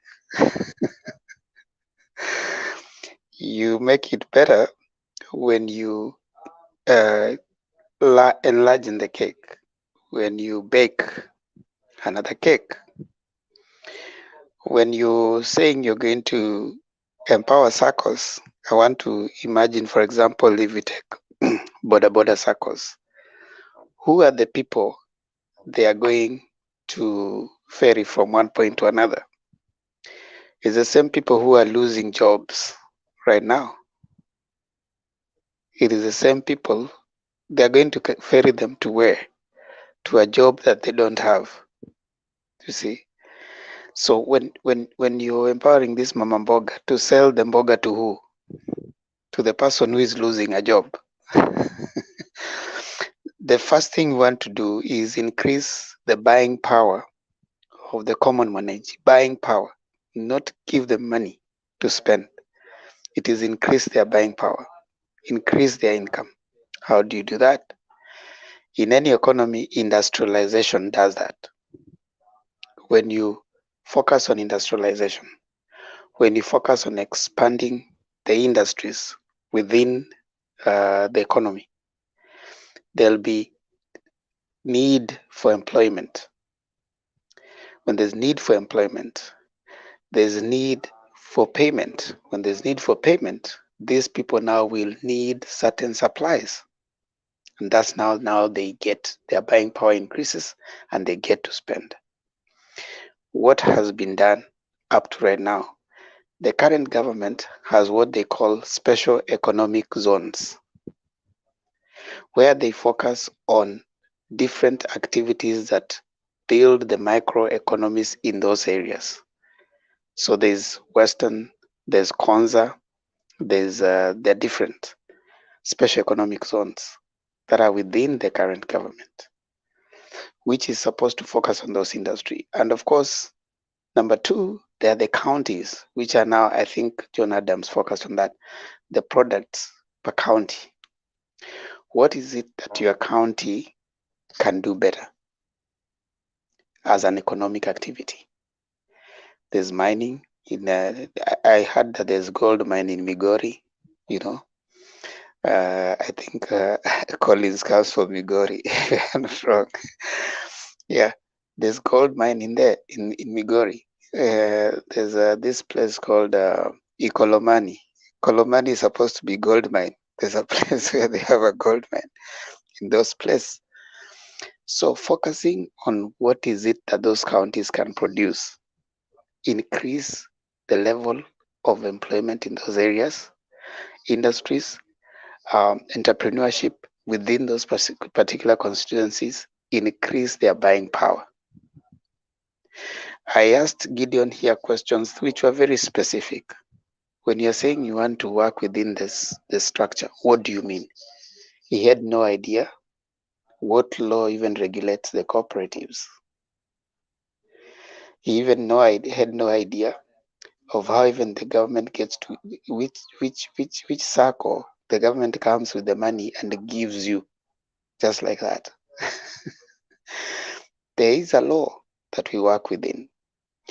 So I also wish to let him know it is not the first time we hear about issues of development from down. The independent, when Tom Boyer gave us session of paper number 10, it was about economy from down. When Moi came, district focus for rural development, they were developing rural areas in trying to bring them up. It was also a way of what we're calling bottom up. And again, devolution brings out the idea of bottom up, so that you're not focused on national government. Now, we need to appreciate there's national government, there's county government. There are things that national government does, there are things that county government do. So with lack of appreciation of what the law recommends, you can say anything. But still we will go back to where we are today. So this bottom up, as many times as they try to explain it, the more confused they get. Why? Because number one, They don't know where it came from, and they don't understand. Even right now, when I think Gideon has disappeared, but he has changed the narrative. His presidential candidate says that this is a new thing, but him, he comes, he says they are going to fit it within the current structure. Ruto hasn't said that. And what he has said, he has been going giving a million, saying that this is from my pocket. So we need to choose the economy that gives us handouts and one that empowers us realistically. You need to choose whether we want to eat from the same cake or we want to bake a bigger cake. One model is telling us you are going to be given money to spend in the same cake without expanding the economy. We asked Gideon here, where is the money going to come from? He says the government has the money. That was his response. So when the government is giving you money, that is trickle down. But when you are increasing industry from down to increase the buying power of individuals, that is bottom up. So they get confused as often as they can because, first of all, they don't understand what it means. And I think for Kenyans, we need to interrogate. What Baba has said is we need to cushion the vulnerable in the community, in the population, the vulnerable, cushion them. For the rest, expand the economy, build industries. I think John Adams said here very well, value addition on products. Don't just sell milk, build milk processors so that you can have ghee, you can have other things. Don't just sell pineapple, build processing farms which will employ people. They will be paid, they will have power to buy. Don't just come and sit with the mboga on the streets. You have 100 mama mbogas. How will they even repay that loan? We have people here working with KWFT and many circles that are looking at issues of defaulters. So how will government handle defaulters? You have a circle of 100 border borders who have not repaid because they have nobody to carry because Kenyans are not working. How will you repay the loan? Will you repossess the border?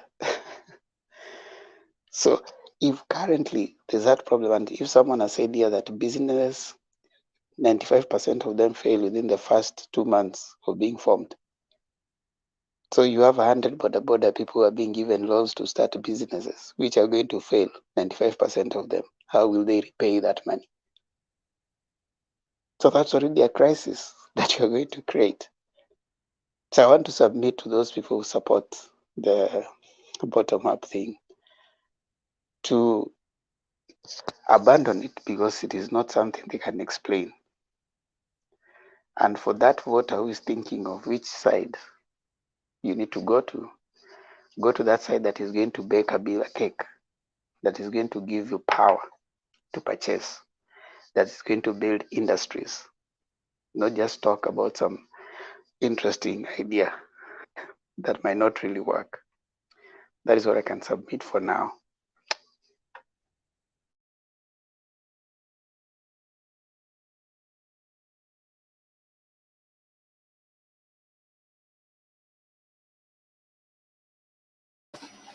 Sorry, Themba, you're done? Yeah, I told you to, I had asked you to chair the meeting because you hear my printer is making noise. But if you're available, please chair. Then let's give to Enoch and community who have just come. And then we pick from Moon, Joel, tukiendelea hivyo for their second submission. Okay, that's okay. Yeah. Enoch, go ahead.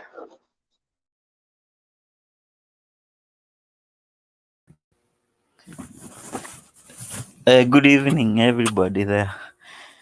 Okay, now I don't know if you can hear me. Okay, so as for me, you see, just like you explained about the bottom up, and sometimes I was having an argument with someone who happens to be supporter of the deputy president's policy, the economic model. And like you said, we can't have what we call bottom up devoid of trickle down. Because if you say bottom up, then it means that the money has to come from up, so that the lower cadre people, they can be able to get in and then do business, after which then maybe in form of taxation they can be able then I mean the government can be able to recoup the money back in form of taxation.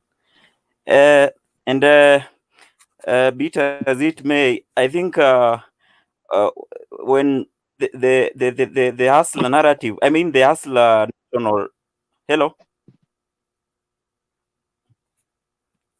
I don't know if I'm communicating. Anyone? Okay. So in my opinion, I think we all understand that any business, we usually get to a point where we can call a saturation point. For instance, if you say you are going to enable 1,000 youths maybe from one area, maybe one community or one town, to be able to purchase, for example, a motorbike, then it means that you are going to have literally every household having a motorcycle. And then if that happens, then who are you going to carry if apparently every neighborhood has a motorcycle? And if you are going to enable mama mbogas with the handout so that you can be able to set up a kiosk or a kibanda.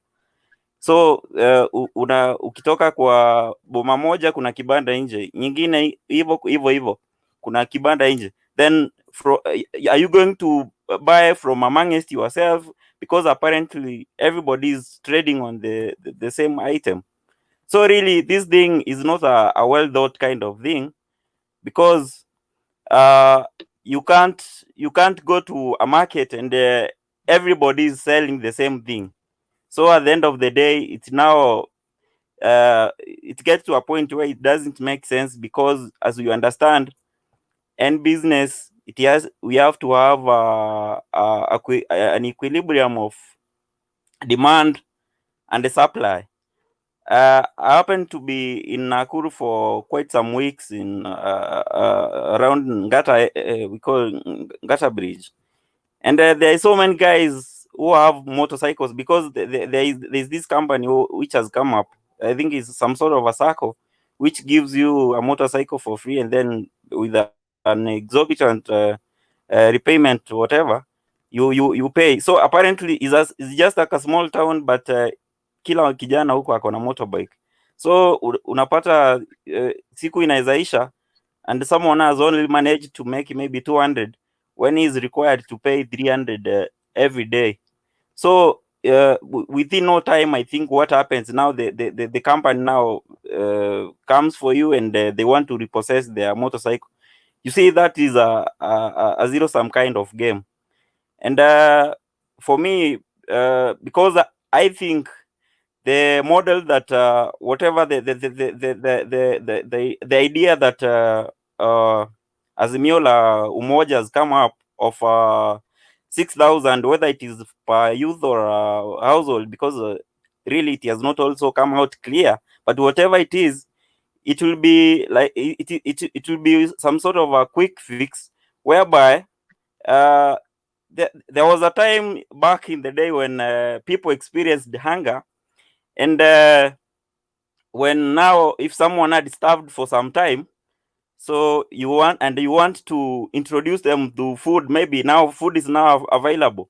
You see, if somebody has gone for a week and has not taken anything, if you don't bring a lot of food and then he takes it or she takes it at one go, so you have to give something like maybe it is porridge, which now then you can be able to adapt now the open, I mean it helps to open the stomach muscles, whereby now they can be able to consume some bit of more food. So my point is, you see what Raila is doing of promising 6,000 it means that because now we are at a situation whereby a lot of people have graduated, they're at home, they're not able to even pay a 1,000 rent house.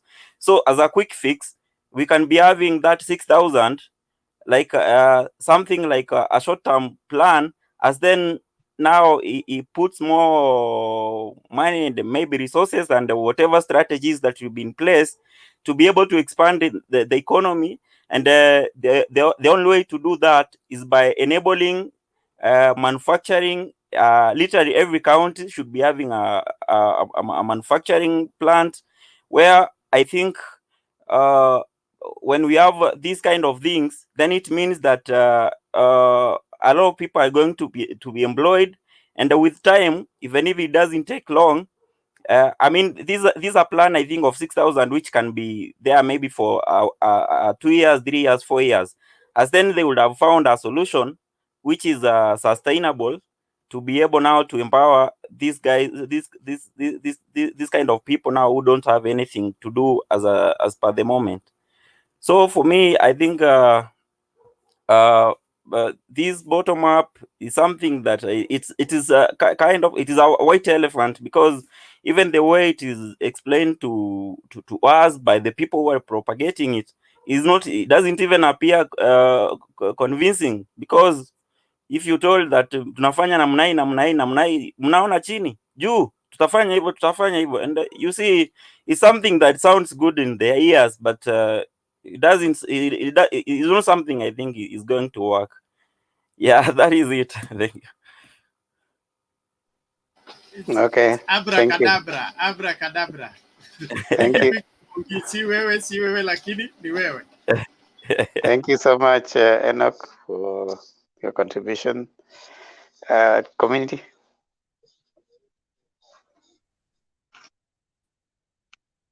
Oh, yes, asante sana. Oh my God. Leo manzeni masomo jo. Bernard hapa ulitupata na wewe kabisa. Cause naona hapa ni mambo ya economics mbaya sana, but tutajaribu kwa jinsi ambavyo Mungu atatufungulia. So asante sana in fact kwa kunipa nafasi hii. Mimi ni Bro Baba. In fact ningeanza kwa kuambia Mr. Enoch kuwa cause naona anasita kuwa hajui 6K ilikuwa inawaendea watu gani. Baba alituambia tu vizuri, 6K inawaendea watu wale ambao wako less fortunate or the vulnerable in the community. Si young people mwenye hauna kazi. Wewe ataangalia mambo yako, cause amesema kuwa ataunda industries, na nguvu yako wewe kama kijana tutahitaji pale, ndiposa tupate kusukuma gurudumu ya maisha. So in fact kwa watu wa UDA kuna jambo Speaker Muturi, sijui kama mmeangalia hiyo clip. In fact kuna siri fulani alitoa kuwa hii mambo ya IPEC, that is International Intergovernmental Budget Economic Council, yenye inakuwa chaired by my able Deputy President William Samoei Ruto, kuwa in fact hii council iko na nguvu ya kupeana pesa kwa mama mboga, kwa mtu wa kiosk, kwa mtu wa boda, na wale watu wenye wako chini pale kwa pyramid. So William Samoei Ruto anajua hivyo, lakini hataki kuokoa hao watu wa pikipiki, cause anataka kutumia hiyo opportunity ya kuambia kuwa mimi ndio kila kitu. Yani he is there to radicalize the youth kuwa yeye ndio kila kitu. So hakuna opportunity ya kupatia hao watu pesa kupitia kwa hiyo council ya IPEC. That is what JB yani Mr. Muturi alituambia in fact leo. Paka hata mimi nikashtuka nikasema, William Samoei Ruto kumba anajua maneno na amenyamazia. So huyo ndio ndio deputy president ambaye anataka urais come 2022. So nikuja kwa topic ya leo. Mimi sasa kama pro papa nasema kuwa I want to mention a few effective ways ambayo baba ataemploy in terms of ensuring that in fact maisha yetu imechange from as it is now to better. Kitu ya kwanza, baba is going to develop what we call sustainable economic growth policies and programs. Na hizo policies zinaweza kuwa based in health and education among other things.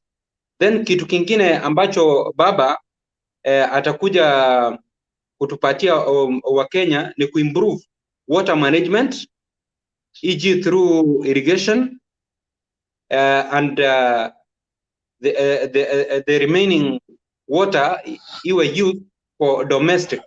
Hapo itasaidia wamama wetu ambao who are walking long distance in search for this essential commodity which we call water. Kitu kingine baba is going to invest and implement agricultural programs, because in fact mnasikia kuwa baba anasema kuwa China inafanya APC. In fact China since 1978 it has helped over 800 million Chinese people from poverty.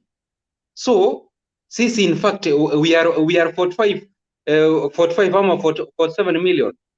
So in 5 years time baba akichukua uongozi kama 2022, I'm very sure before amalize miaka mitano atakuwa at least ameimprove lives ya watu ya Wakenya 10 to 15 million, ama at last kabisa iwe 20 million atakuwa amewatoa kwa abject poverty na amewaleta kwa middle. Alafu kitu kingine baba as a friend to these other countries, so yeye ile kitu atafanya ni kuensure that ametengeneza uhusiano mzuri kati ya Kenya na hizi nchi zingine in terms of trade. Alafu kitu kingine chenye baba atafanya ata create na kuimprove access to jobs e.g. through manufacturing and industries, vile nimesikia ndugu yetu Enoch ametaja na ndugu Themba. Alafu kitu kingine baba is going to ensure that mambo ya social protection system imekuwa in place whereby 6K itawaendea those people who cannot be able to help by themselves. Alafu na kitu kingine baba in terms of access to technology and innovation, I'm very sure ataangalia hapo na vijana wetu wengi in fact watapata they will be able to get jobs na maisha yao itafanya nini, itapata kuimprove. Alafu na hata the world wakiangalia Kenya watasema hakika through the presidency of baba in fact Kenya is a country whereby you can go and invest. So I thank you Mr. Themba for the opportunity. Asante sana community. I want to bring on Joe. Joe, it's your turn. Thank you, Themba, and the panelists. I'm very grateful to have this opportunity, maybe to say the little that I have, because most of the people have talked of the pertinent issues. Well, whoever can make a better economy is the person. You have not talked between who and who, or among who. So I don't know how I'll go about it, but I can say that right now the Kenya is in a quagmire economically. We are down, despite the good report card that the president gave us during his address to the nation that we are the sixth best. I believe we could be better than that if we managed ourselves properly since 2013. Well, for us to have a better economy, I think it's about resources and the increase of capital and to improve technology. I believe very sure that if you give Mama Mboga money to increase the sales or boda boda so that they can buy more boda boda, that one does not even improve the technology. In fact, we'll be even importing more, and other countries will be gaining from us, especially China, the ones that bring the mboga mboga. I mean the boda boda, the motorbikes. So it will not improve economy by giving Mama Mboga more money to buy more mboga. I think what we need is to improve technology. We need to build maybe manufacturing companies or manufacturing entities that can employ people, more people, Kenyans. Kenyans, we have very many IT experts. Some of them are riding boda boda, and maybe some are even selling boga. If we employ these people to factories, then I think they can be trained and then they can improve the technology, which will make the country grow by maybe producing those even boda boda, but not giving the boda boda money. It will also, by building factories, I think it will increase labor. We can't increase labor by giving Mama Mboga Mboga pesa. I don't know how it will increase Mboga. I mean labor. So it's only through building these maybe factories and what have you, that is when we can actually increase labor force in the country. And then also the human capital is through the employment in through these factories. I think most of them will go for training and come back and maybe pass that technology, what they've received, to others. And I think that's how the economy will grow, not through boda boda and mboga. The increase of production of those factories and goods will also make our services to the people better. Because like you see, when the president said that during this COVID, we not only manufactured these injections, we did and exported some. That one increases the economy. Yeah. And then lastly, but not last in this program, is that if you compare the two models that the president is using, the deputy president is using, and the one Raila is using, I think Raila ways are far much better and superior to the one that that the deputy president is using. Also, the deputy president have got one weaknesses of: is he reliable? Is he credible? Can he deliver what he's saying? That is also a weakness on him. Apart from the deputy president and Raila, I also believe that Mudavadi can really improve the economy of this country. Maybe he's weak politically, but in terms of maybe given an opportunity, he has done it before. And I think he can also do it. Thank you, Bernard. Over to you. Thank you so much, Joe. Yes, Collins. Can I clarify something? Yeah, go ahead. If you allow me. Oh, thank you. First, I wanted to clarify something for Mr. Enoch.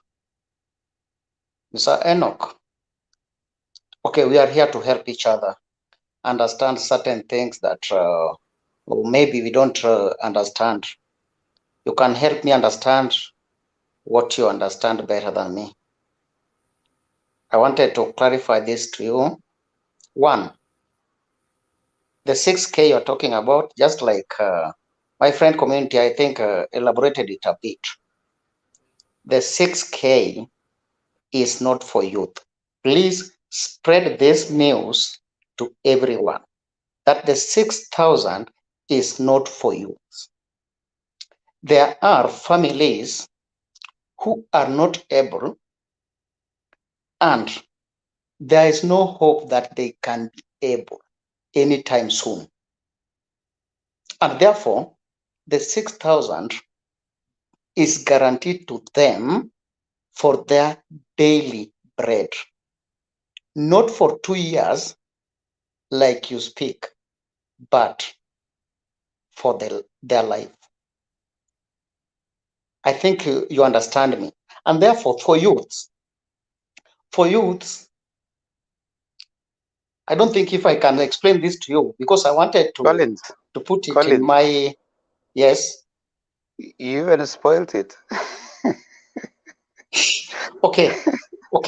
Just one thing. One more thing. One more thing, please. Now you spoiled it when you said the 6K is for vulnerable families for the time where there's nobody who is working. It doesn't mean that the person will not be working for a lifetime. Thank you for that correction. It is just a cushion for the time when there's nobody in that family is employed. But as soon as Collins has made his point. Actually, it's more or less the same. The 6K is not for Joe, relax. Okay, another thing that I wanted to elaborate a bit.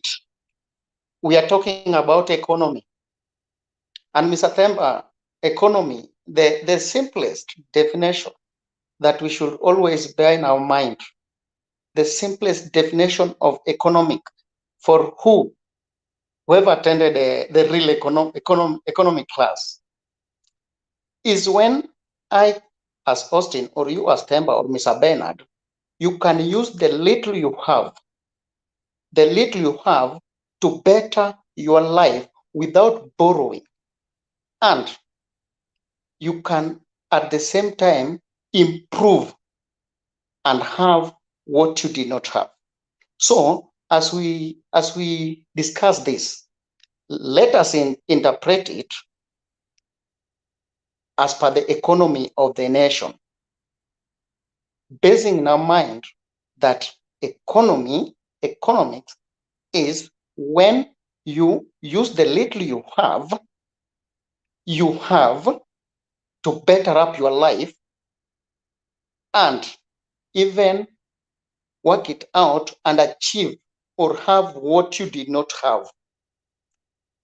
Because my time for submission is not yet, I will leave it there and will proceed when I'll be given time. Okay, thank you. Enoch, you've been mentioned. You want to say something before we start doing? Yeah, go ahead. Just a clarification still. Now that Austin has offered to clarify on the same, because even that, I think I picked from when the campaign started, or when the idea of 6,000 started, they indicated that it was the youth. So from there, I think I've not picked, and the way it is, I mean, imekuwa ikichange up until now, when now it has come clear that it is a household. But then I also ask, who qualifies to be household? Because even a youth could be married and is having a young family. So does it need someone to have attained a certain age for him to qualify for the same? Bwana Enoch, I think naomba naanza niongeleshe Enoch kwa Kiswahili. Yeah, ngoja kidogo Bernard. aelewe.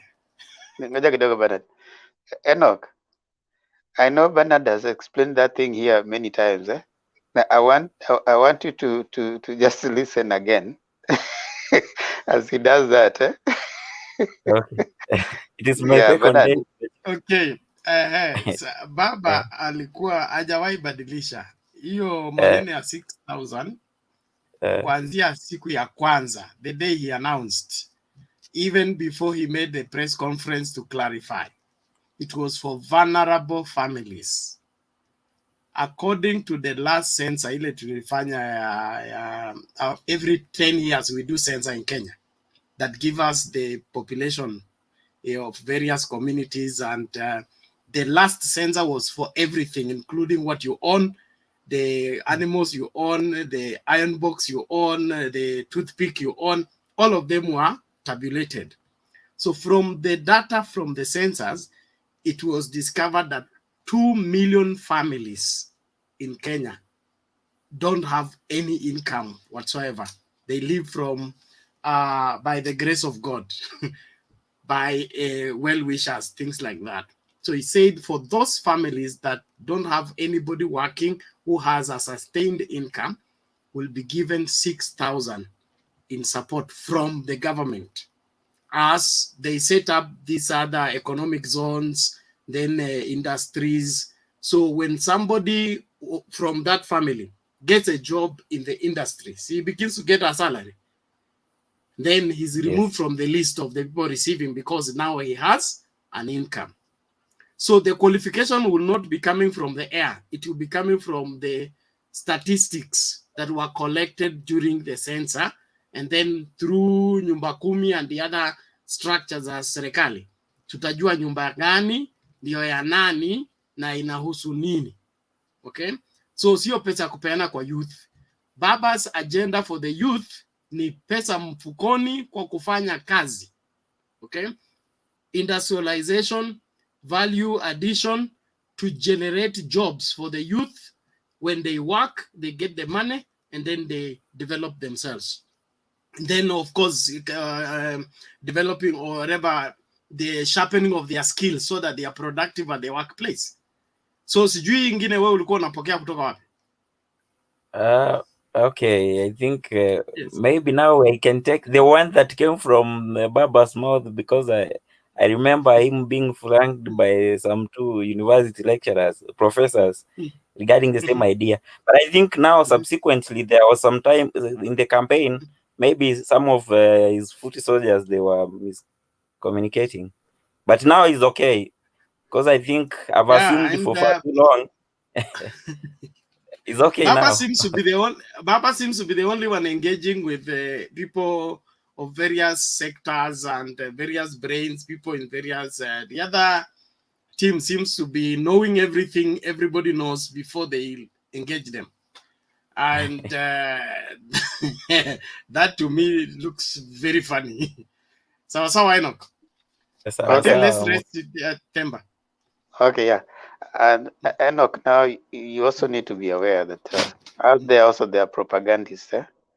Those who are selling bottom up are saying that mtachukua bottom up ama 6,000.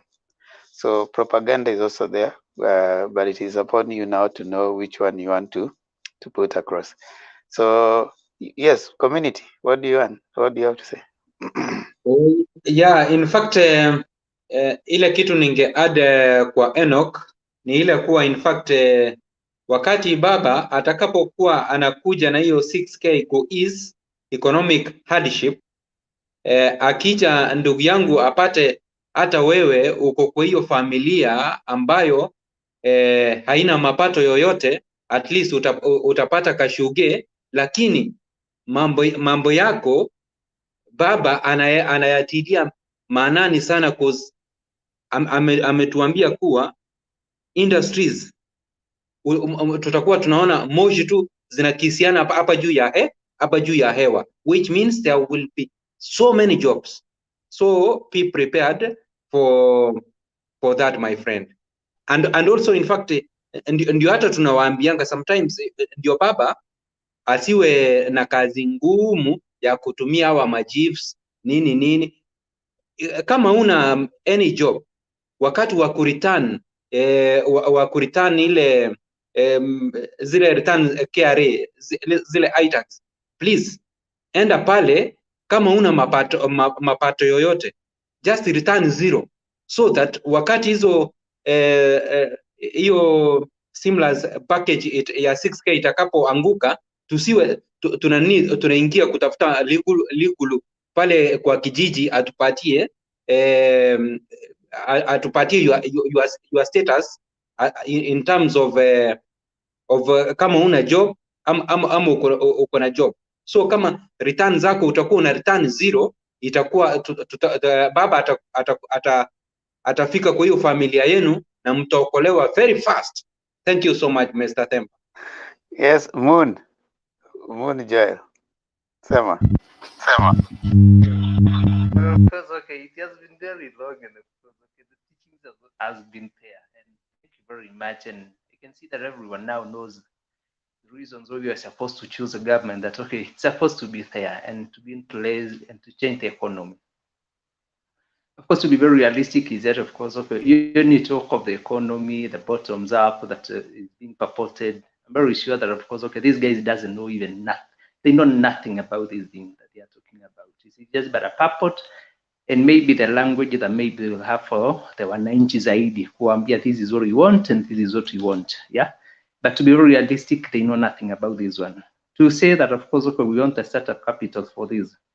The startup capital, okay, you might get the money, yes. Some other times you find that as you have the money, you go for your business, and especially, okay, the good example is the Kikuyus. Some other times they go to places like Molo, they go for those they do their own business. But when it comes to that point where there is no peace, of course, that one deteriorates everything. It kills everything, the economy, everything. So one, as we build the capital for this, peace as well is needed. The stability in every corner of the country is needed for us to have that business. And of course, okay, that environment, the good environment for everyone.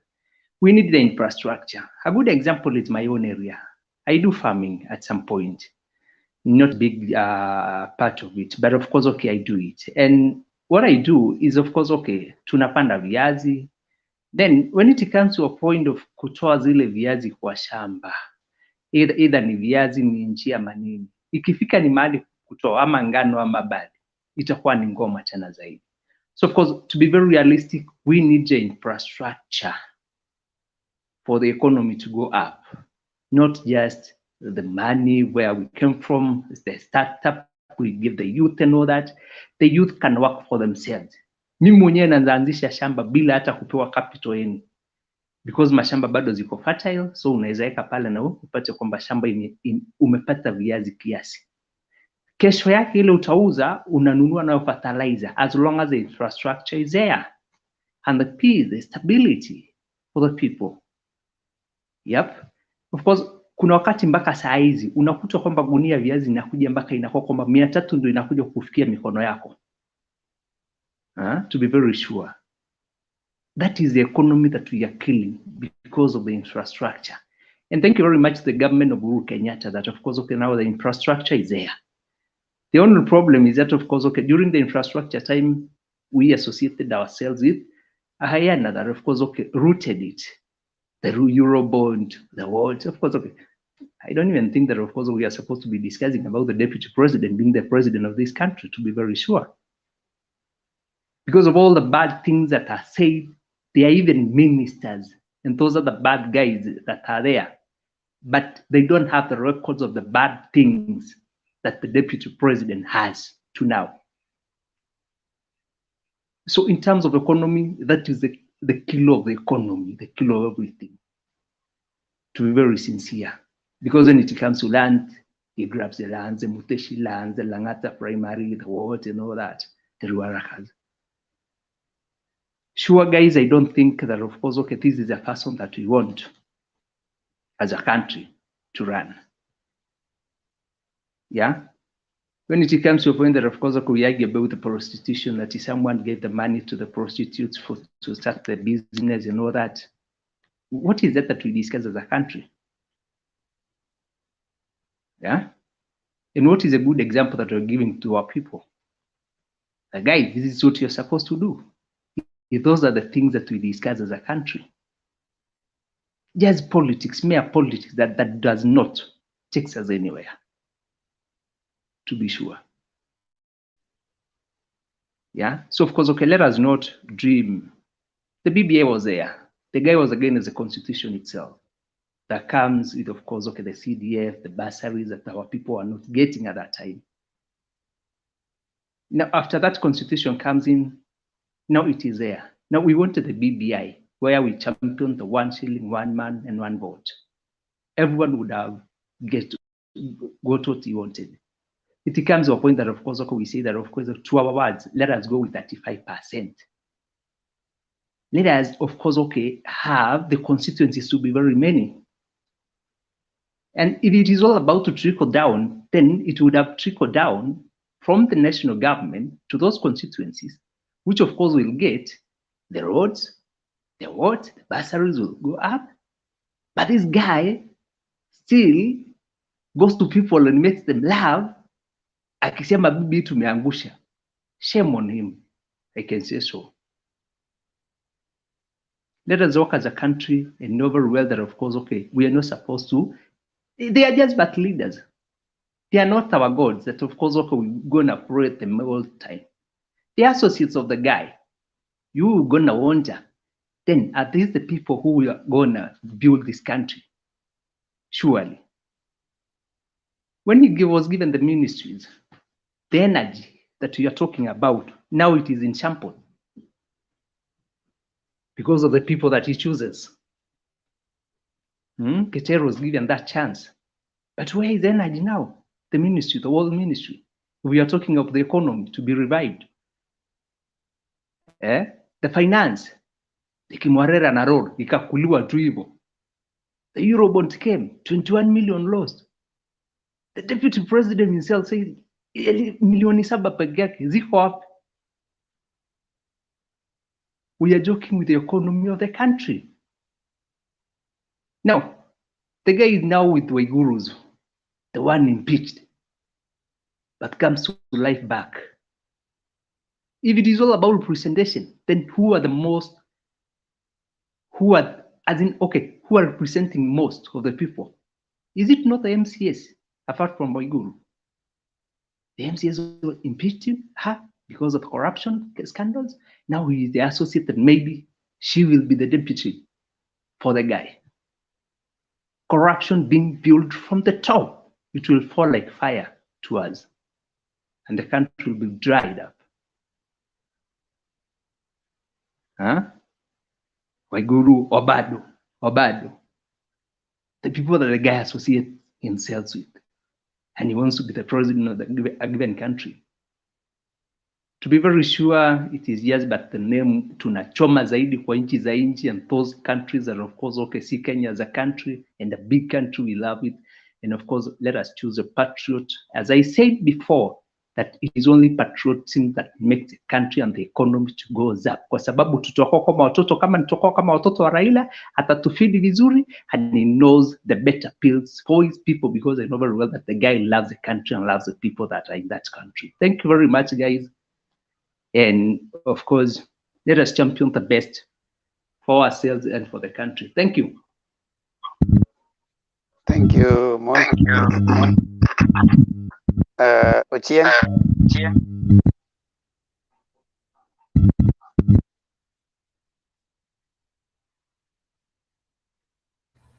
Bwana Themba. Yes, there's someone who is not muted. I don't know who it is. Oh, Moon. That's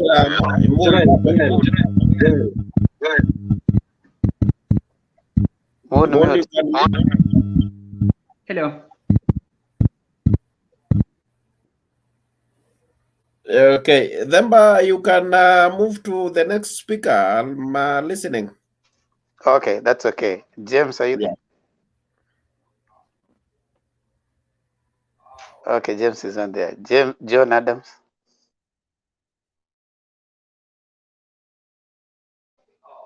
Watu wamelala. Hello, hello. Okay, are you there, John Adams? Yes, I am. Asanteni. Yeah, you can make your contribution.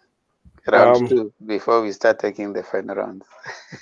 So thanks. I think it's been nice listening to everybody. Naona Nauda wamepotea, lakini what I'll just add, having been trained as a lawyer, I have actually had an interesting experience of trying to hawk clothes in Mombasa at some point. And I can tell you for sure that at that point in time, I had the capital to at least buy some clothes from Gikomba and sell, but there was nobody to buy. So giving me more money at that point would not really have helped my business, because the economy of Mombasa was doing so poorly that money was not necessarily the problem. The circulation of it was a much bigger problem. And then, secondly, just a question that maybe somebody can answer is, we know that a lot of the businesses in Kenya are small and informal. And as a result of this, there is very little, or the tax bracket in Kenya is not wide enough to capture the gains from some of these businesses. For example, where I stay, I know someone in South B who sells very nice chapatis at 30 shillings. Now, any quick glance at this gentleman, and you'd think he does not make a lot of money. But after having a series of conversations with him and seeing for myself, this is a person who makes not less than 2,000, 3,000 a day. But because of the structure of our tax systems, I'm almost certain that this is a person who also files nil returns with KRA. So supposing we take this approach and decide these are the type of businesses that we are pumping money into, and ignoring the traditional businesses like Safaricom, which is the highest tax, I don't know what word to use. We have to recognize that without a hybrid model that embraces both the people at the bottom and the ones at the top, then with these businesses not being registered, not paying their taxes, while I acknowledge they can contribute to the economy in diverse ways, such as VAT, etc., but without that contribution being put formally in the system, then we risk having a lot of informal businesses that, one, cannot grow beyond a certain point, two, that do not have enough market from consumers, and three, that also do not contribute to the revenue of our country. So the final thing I'll add is that our counties now also need to improve their own source revenue generation. Most counties are too heavily dependent on the national government for their budgets to be able to do development things. I can give you an example of West Pokot, where I was recently. And in West Pokot now, there's a shift from the traditional maize growing to groundnut production, dengu, green gram production. There's a lot of opportunity with honey, and there's also opportunity with setting up abattoirs for meat processing. If you've been to the rural areas, you quickly note that nyama inauzwa ikiwa whole. Hakuna T-bone steak, hakuna mincemeat, hakuna all these types of meat that we see in Naivas or other shops. Those people make a lot less money than Naivas, which will sell you mincemeat, T-bone, etc. And the reason they're not able to do these things is because they lack those systems, either processing systems for food. They lack the infrastructure to transport these products. They lack the freezers, and maybe even the knowledge. So this idea about us moving towards, I'm seeing the comments, this idea towards moving towards processing of our raw materials into proper products is an idea whose time has come. And I just urge all of us to support those who are proposing this model for the sake of a better Kenya. Otherwise, thank you so much for all the positive comments. Na asanteni sana. Oh, thank you, John Adams. So you were here when Gitonga was not telling us which law captures cooperatives, and Yes, you I let was. him go away with it. Like, Nilimwacha tu.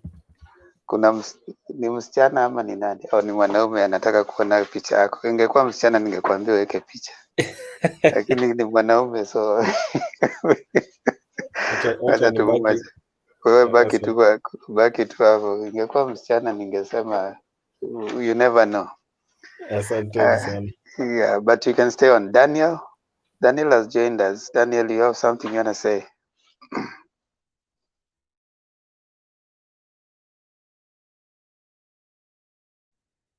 Unmute, Daniel.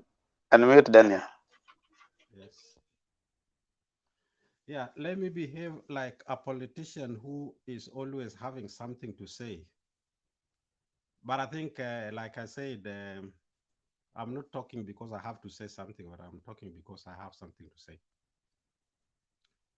I must appreciate yesterday I joined briefly. I was at work and I listened through and I really appreciated what you people are doing because I thought I knew quite a bit, but I was really educated yesterday, especially when you people were educating us. When I can't remember his name, but there's this guy who was an UDA person, and you put some questions about. That was Pato. Yeah.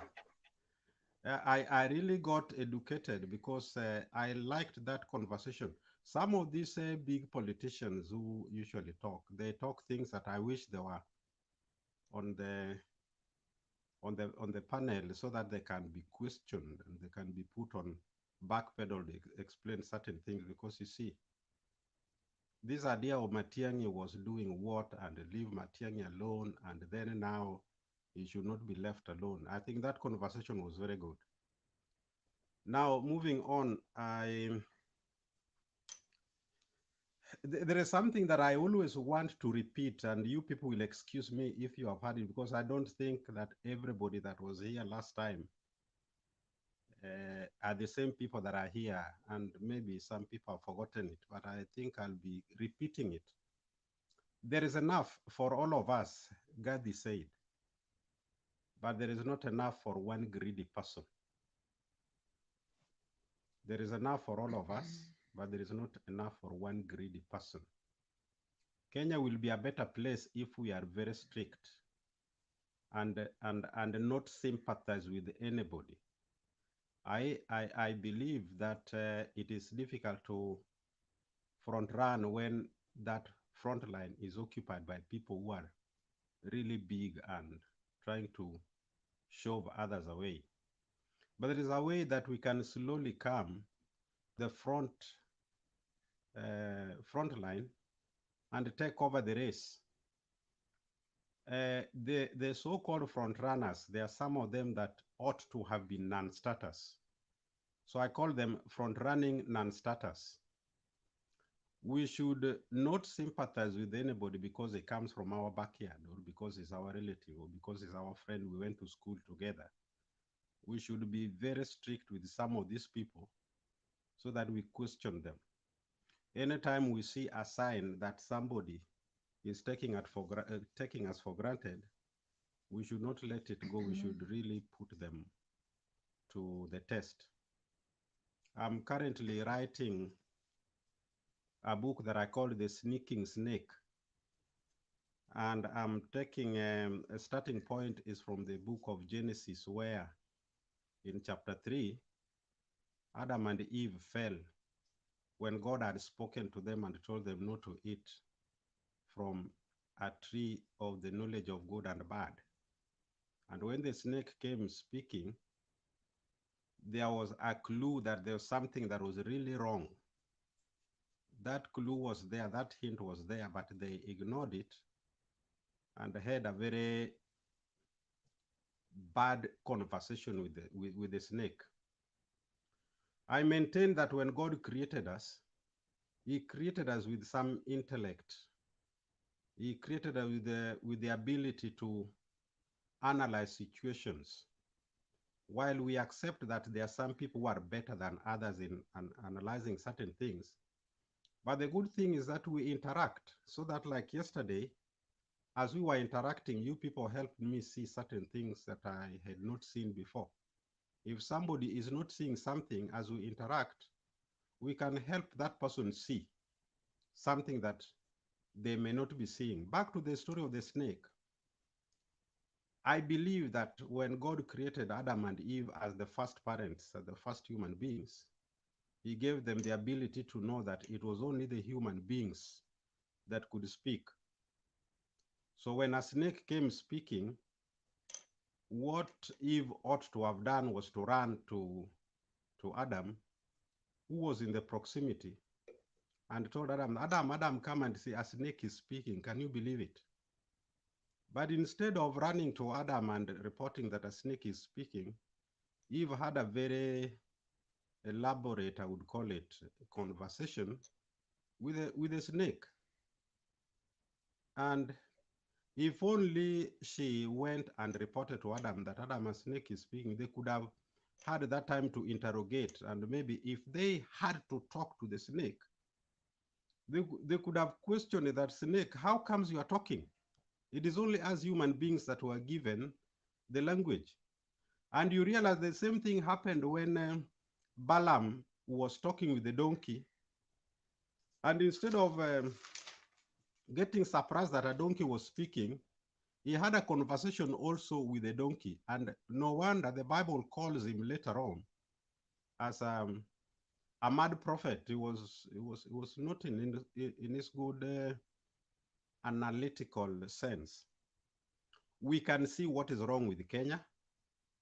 If we are ignoring it, it is like Eve ignoring the fact that a snake is talking.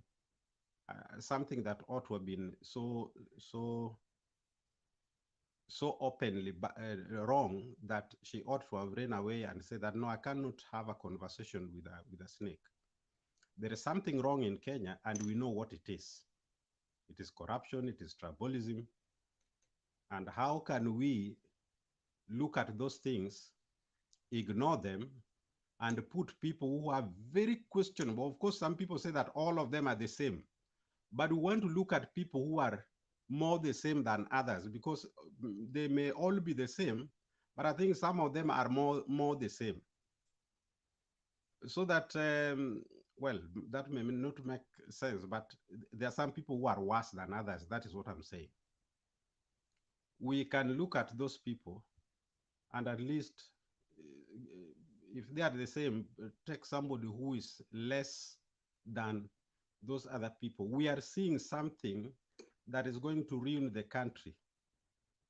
Somebody who has all that money. When Ruto started to run around with lots of money, I equated him to somebody who is running a marathon race with 100-meter pace.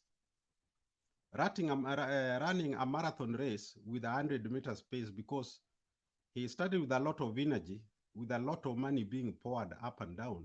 I was wondering, how is this guy going to maintain this until the end of their term? And he has done it. I wonder where this guy got the money. And as I said last time, that kind of person, if you put him in power, he was a deputy president and he accumulated so much. When he's going to be a president, I don't want to imagine how much is going to accumulate in readiness for the next election. That is after 2027. And people who will be crying later on if that happens, I wonder who is going to help them, because you see, Adam and Eve ignoring God's voice and eating the fruit, you can think of all the problems we have today in the world. They started from there. for us ignoring the signs that we can see and doing the unthinkable, it is going to bring so many problems that I don't know who is going to help. And with that, I think I would leave it there and say that let us just be serious. And one more thing. In Kenya, we talk, okay, it's not only in Kenya, it is even elsewhere. People call politics a game, the political games. And they say that politics is a dirty game. And it is through that politics that we elect leaders. And so we are electing leaders through a dirty process. I don't like hearing people calling politics a game, especially in Kenya. Because when you allow politicians to say, oh, that was just politics, they were playing politics. Yeah, if they are playing politics, I see somebody is asking something there. It's not a criminal to have money, but how you get it is, you know what I'm talking about. It is not having money. Even me, I can have a lot of money. That is okay. But how you get that money? If there is a question mark in how you get the money, of course, we will ask. Now, back to what I was saying, that when you allow these people to play politics, they are playing with your life. And we know that people usually die because some people are playing politics. And when they play that politics, and we call it politics a dirty game, so we allow them to play dirty because it is a dirty game. Politics is not a dirty game. It is politicians who play dirty. And whoever plays dirty should be called out and not brand everything. Politics is dirty. Even me, I was planning to go into politics and I was not going to play dirty one bit. Let's call the dirty politicians the ones who are messing up the game, not allowing them that maybe they say things and then they come later on saying that that was politics. If it was politics that is playing with people's lives, we are even losing children dying because of somebody's playing politics. We don't want that. Those children that were killed, you don't know who they were going to be. You don't know. Maybe they were going to be the solution of some big problems in the society, and they were killed because somebody had to rule for the 5 years. Somebody lost a lifetime. Those babies who were killed. I don't think it is fair for the country to shed the blood of children because some people are playing politics.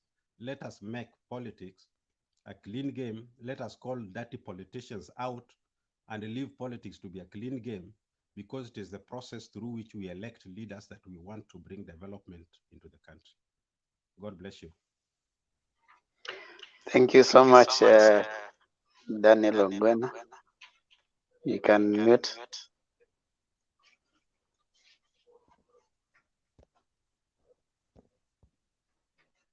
Thank you.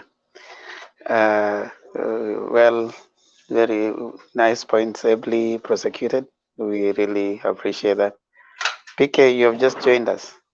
Kindly speak to us before we start taking. PK, are you there? Can you hear me? Yes, we can. Go ahead.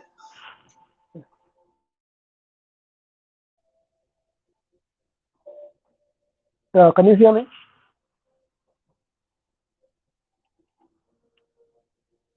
Am I on air or can you hear me? Yeah. We can hear you. Go ahead.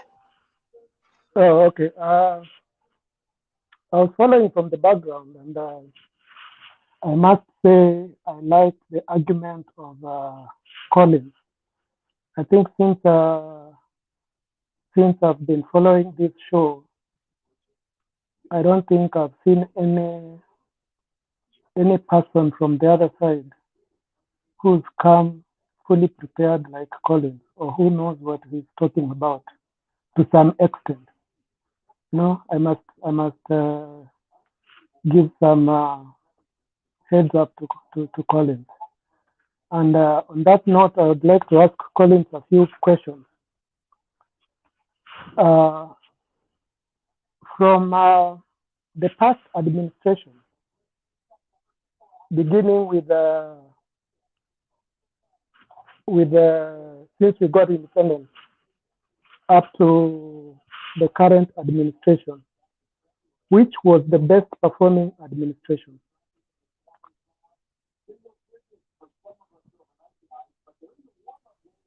If you can just give me an answer. Yes, Mr. PK. Yes. What is your question? Like the first administration? Yeah, that is from Jomo Kenyatta to Moi era to Kibaki to Government of National Unity to Jubilee government. Which of those administrations was the best performing administration since independence? Okay, since independence. Yes. As per me, yeah, the best administration is the administration of the coalition government that is between Mwai Kibaki and Honorable Raila Odinga. I can say that that is the best administration ever since the independence. Yeah. Okay. My contribution to this debate today, in my view, I will base it on what I have seen and what has been tested. And from independence up to now, if you do math and you'd like to find X when you are told X plus Y is equals to this and you are told to find X, you'd tell that Kibaki was in the first administration. Most of all these people have been in various administrations. And if I am not wrong, the only X factor in Kenya's history that performed well is where Raila was involved. All these other people have been there, either in the background or in the foreground or somewhere. And based on that, I think whether we have a good model or we have a poor model, what we learn from that is without a proper management of whatever system you put in place, you are doing zero work. Whether it is bottom up, whether it is whatever agenda you have for running the government, the only way to succeed is to have a better management. And if Baba has been tested and we have seen results, I can only put my bet on what has already been tested and what I have seen since independence up to now. Because these other guys have been there and they are now running the show, but their results are terrible. I cannot put my bet on poor performance. I can only put my bet on what has been tested and what has worked in the past. And I think I rest my case. Thank you. Okay, thank you so much. Now I think we can start taking our closing rounds. And I want to start with Collins as we move up. So Collins, you can give your closing remark, 2 minutes. Hey, Mr. Temba, 2 minutes. Okay. How many minutes did you want? Okay, let me try. Okay, thank you once again. And as I take my closing remark, I want to urge my fellow people that this is the 11th hour, that we as the youths, we must be very watchful. Let us be very careful. And let us be very extra careful because we are moving to the next election. Election, it is the elections that changes our lives to the better or to the worse. Only if you're not careful. Kenya as a nation, we need an industrious nation. That is what will change economy to the better. Industrious country. a country whereby you wake up in the morning and you are sure about your life. You are sure about what your family is going to eat. You are sure about your earning. That can only happen if we have an industrious economy. And as I close, I want to assure you that if we mean business, we have three forces in this coming election. There's a force from Oka, and there is a force from Azimio la Umoja. I'm not saying that Raila Odinga will be a presidential candidate, but in case, I don't want to talk about bottom up because Ruto does not qualify to be a candidate in this nation. Sisemi kwa ubaya ili mtu anichukie, but this is a fact. He has nothing for Kenyans tomorrow or even today. Let us take Raila Odinga. Raila Odinga has been imposing things in the government and it is working even when he is not in the government. He has helped this nation when he is not in the government.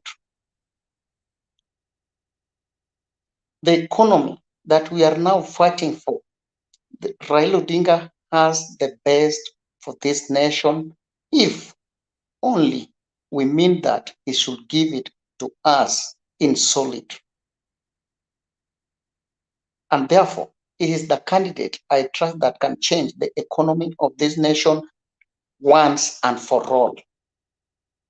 If we look at Oka guys, you can talk of Musalia Mudavadi. Trust me, Musalia Mudavadi, I don't think if he can be a candidate, but if he tries to be a candidate and wins the election, we are still going to cry because he will not stand for the better. He can be fought and fall. But Raila Odinga will never fight Raila Odinga Alfan because he means and he has the best in his heart for this nation. And therefore, let us rise up together, advise each other, and go for the better. Thank you, Mr. Themba. Thank you, Once more, Collins. Mr. Themba, before you go, you told me one thing. It is true. I come from Migoi where the major economic thing that is going on is gold mining. In fact, I do it. Personally, I resigned from my job, and because when the economy is disrupted, you are sourcing on where you can get something. And therefore, I am there. There is where I earn my life. Thank you for confirming that you're a gold miner. Thank you. Yeah, that's how we grow the economy. So I know PK has just spoken. Let's do the other round, then I'll still come to you. Let me have Ochieng over doing your final 2 minutes. Okay. My closing remark will be that in the year 2022, August 9, we are going to cross the Rubicon. And as the good book says, let's commit everything unto the hands of the Lord and He'll establish our plans. I'm very optimistic, very vivacious, and I believe we shall cross the river. Thank you so very much, and good night to everyone. Thank you, Enoch Masita. Your closing remarks, 2 minutes.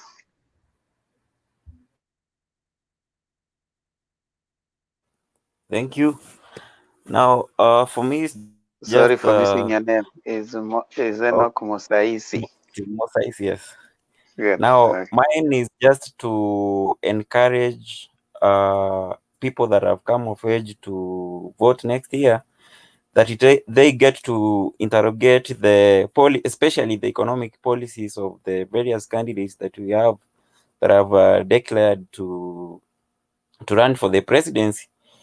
And even if you don't understand maybe whatever that your presidential hopefuls propagating, it's good to try and ask, maybe to get to understand the really meaning of what is propagating, because some of the things that sound nice in the ears, their practicability is going to bring a change. And lastly, I think there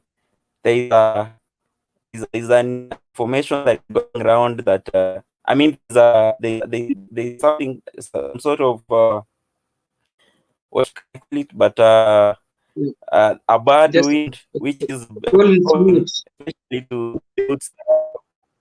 Sorry. Okay, there is a narrative that has been created that especially the youth that just turned 18 years of age and maybe 20 years, those that are going to vote for the first time, there's no need of voting because of the government of the day, the one that they have grown up experiencing. It has not really done much to them or to change their lives. But I can only encourage them, or rather challenge them, that even the fruits of the free primary education that I believe they went through, it was through electorates who went out and voted for Kibaki, whom presumably arguably people say is the top performing president so far. And even if it was 2007 when it was a coalition government, it was because of the overwhelming votes that Raila Odinga got, then he was able to negotiate his way to the government. That now most of the changes that we got through road networks and a lot of things, and even the foundations, they laid the foundations of projects like SGR. That one is debatable, but I think for posterity, the railway is going to be good. So it's just a challenge that really let everyone go out and vote, because if you don't vote, then there is a likelihood that the person that you hate, or the least preferred candidate, is going to be is going to take the helm of power, which then now you have another 5 years to lament.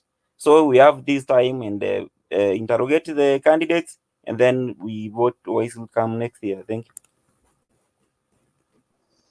Thank you so much, Enoch. Community, your last 2 minutes.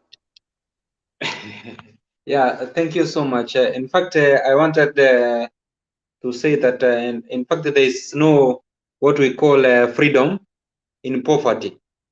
I've seen someone asking in comment section that why are we discussing Ruto? I want to clearly answer you that we are discussing Ruto because Ruto, he has failed the Kenyans.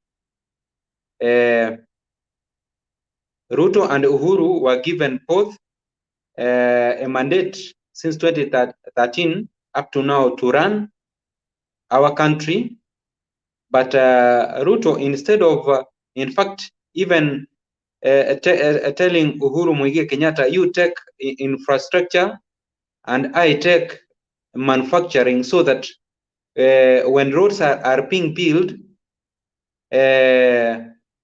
goods are added value in industries, so that they can be able to be transported from point A to point B, so that people can be able to earn a good living. But Ruto failed. Then the last thing ni kuhusu mambo ya azimio la umoja. In fact, nataka tu niwaulize manze, PK ni hilo jambo tu. PK umesema vizuri kuwa in fact mahali popote Raila amehusika mafanikio imeonekana. From 207 mpaka 2013 kwa nusu mkate government, in fact wakati mkono wa Raila ulionekana ukifanya kazi na Kibaki tuliona matunda kutoka 2018 mpaka wakati huu. Raila bila amehusika na Uhuru Muigai Kenyatta, hata Uhuru mwenyewe amesadiki kuwa enyewe from 2018 mpaka sasa hivi ndio maendeleo imeonekana. Now hii azimio la umoja, nataka ni take an example of a country of a county like West Pokot. Sijui kama mlifuatilianga wakati Lonyangapuo alikuwa anasoma zile resolutions mazi. Yani mimi they were 19 nilisifuatilia nikashindwa yani hiyo West Pokot ni kana kwamba since independence hata barabara ni kama hawana.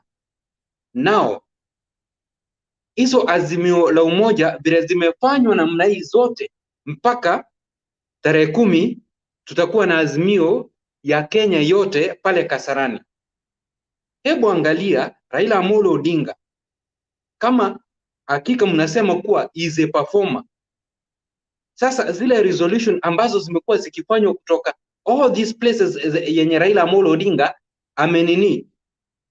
ametembea, na wakati sasa ata declare his bid, sisi tumpatie uongozi, na hakika tukimpatia hiyo uongozi alafu na yeye heed into the promises ambazo atakuwa ameahidi hizi county zote vile amekuwa akitembea na azimio la umoja. I'm very sure Kenya itakuwa kama Singapore ama kama Dubai, because wakati nilipokuwa nafuatilia hizo azimio la umoja, unajua ilikuwa inamaanisha kuwa those are the things which ails the community. So Raila Amolo Odinga, if he is a performer, na hiyo azimio ya umoja aitilie mkazo, I'm telling you the truth, Kenya will change, na hata sisi wakati tutakapoondoka tutajua watoto wetu tutawaacha kwa mikono safi.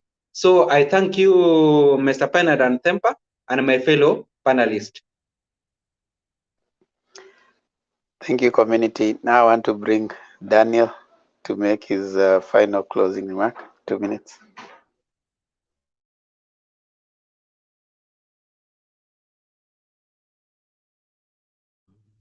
Yeah. Thank you so much for the 2 minutes. I think this topic was very important because we all want Kenya to be a better place. And one of the things to make Kenya a better place is that we look at things and call them what Is it that Daniel's audio is low or what? I can hardly get it. Okay. I don't know what's happening because even on this side it's just whispering. Let me see.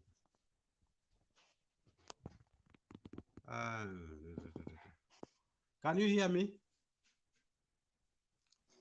We can. Maybe I will have to shout. No, we can hear you. It's okay. Don't have to shout. Bernard has other things competing for his attention.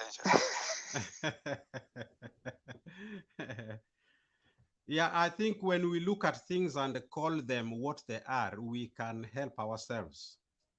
The current situation in Kenya is where the leaders can make mistakes and they are not so much accountable.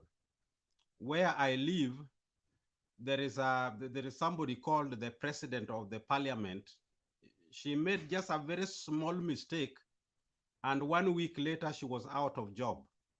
They don't joke with a leader who is making mistakes. You don't survive.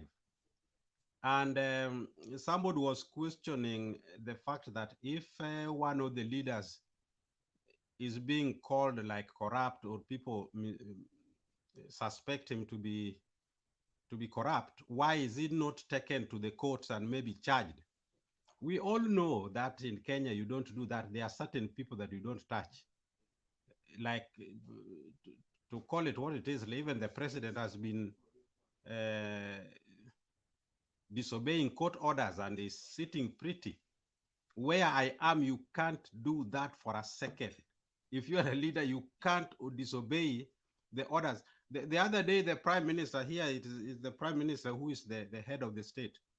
The prime minister had a party, like a birthday party, and flouted some of the COVID protocols. It was the police. It didn't even go to the courts. The police pronounced the fine, and she paid the fine. She paid the fine very early in the morning. No question about it. So in Kenya, you don't take those people like Uhuru can disobey the court orders and is sitting there pretty. Ruto can be as corrupt as he wants. He sits there pretty. Raila can go and swear himself and there is no problem. And of course, for me, that swearing in was not a problem because then he was the one who won the elections. So that if he felt like swearing himself in, that was symbolic. That was okay. Okay, what I'm saying is that in Kenya, there are those people that you cannot do anything about. So when I'm discussing with somebody who is telling me, why don't you take him to court? I consider those people who don't want to see what is happening in the country, and they just want to have this rhetoric and convenient talkings, which are not the reality on the ground. So I think let us be mature to see what is there and call them out, like I was saying, and Kenya will be a better place, not sympathizing with anybody. If I support somebody and he steals the election, I will say, no, not that way. We want the country to develop, to mature to the extent that we can help ourselves. God bless you. Thank you so much.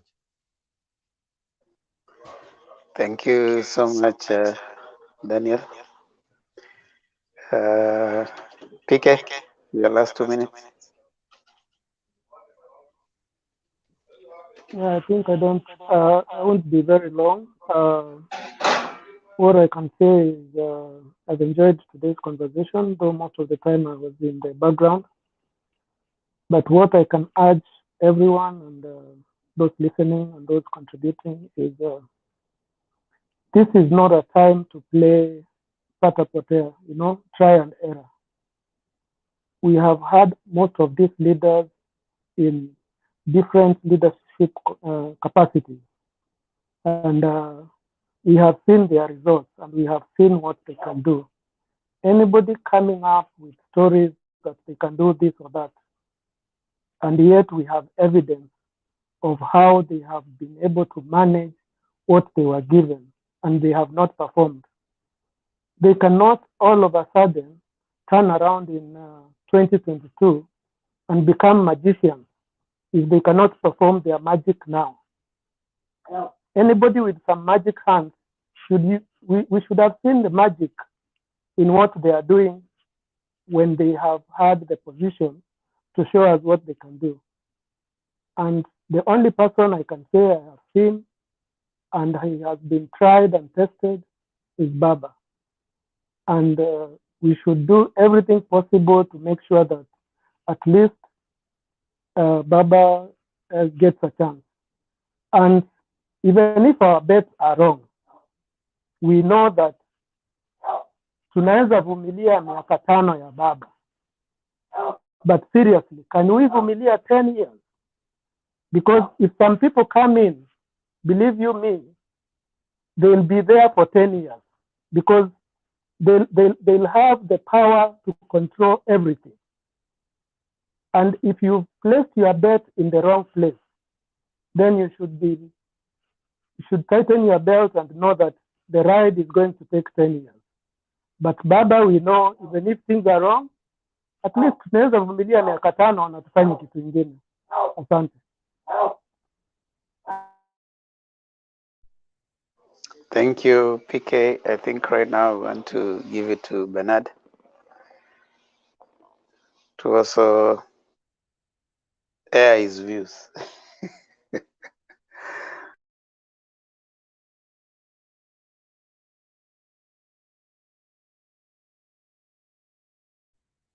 Bernard, you're muted.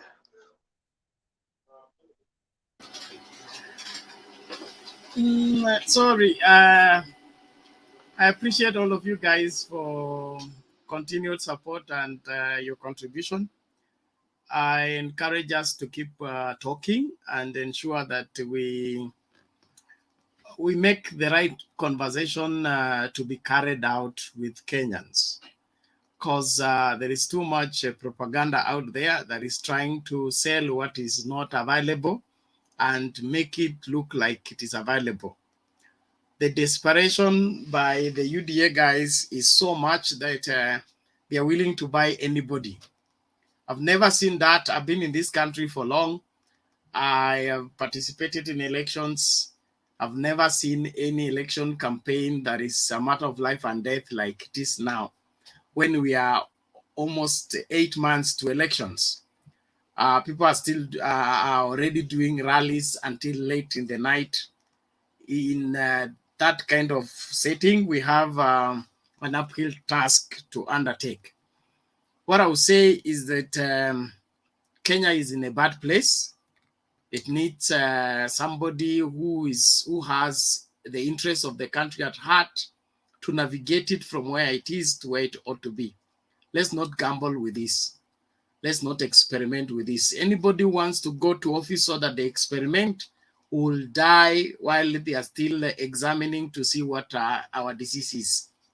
We need an experienced doctor in there who can look at you and prescribe what is able to cure our immediate issues and help us live long enough so that we sort out the rest of our problems as a country. So let all the people want to experiment their new model of economy and the rest look for another country to use for experimentation. We don't need that for now. Yeah, we've been in existence for 60 years. To begin to experiment now, it will be a disservice to this country. It will be a disservice to our children and our children's children. So all of us that are in voting bracket, let's sober up and ensure that we go about telling everybody what is right, despite the fact of the sugar-coated messages that are being tossed around, which we know are not going anywhere in terms of helping Kenya. If DP has been in office till now, I saw the cartoon, was it by Gato or whoever, of an empty office. DP's office. Okay, DP's office is not occupied, but it is drawing salary. It is enjoying all government benefits, and he has done that consecutively for 5 years now, going to 5 years, and he still has enough to ask for 5 more years to continue doing the nothing he has been doing. That's unforgivable. So kila Mkenya mahala popote ulipo, wakati ni huu. Huu uchaguzi unaokuja ni wa kihistoria. Usisalie nyuma. Hakikisha kwamba uko mstari wa mbele. Kama ni kupiga kura, piga kura vizuri. Kama ni kuhamasisha wazazi, ndugu na jamaa na jamii nzima, hakikisha kwamba umeuelekeza kila mmoja ipasavyo. Kenya lazima iokolewe kwa sababu its life is in danger if it is left uncared for. Thank you very much. Let us end it there. Okay, thank you. Let's give some shout outs to some of our guys on the comment section. Semo John, Rwanda Jr., Dennis Ondieki, Alan Onyando, Ben Nyagaka, Emilio Odhiambo, Tieno Wycliffe, Denili, George Gakure, Titus Modhiani,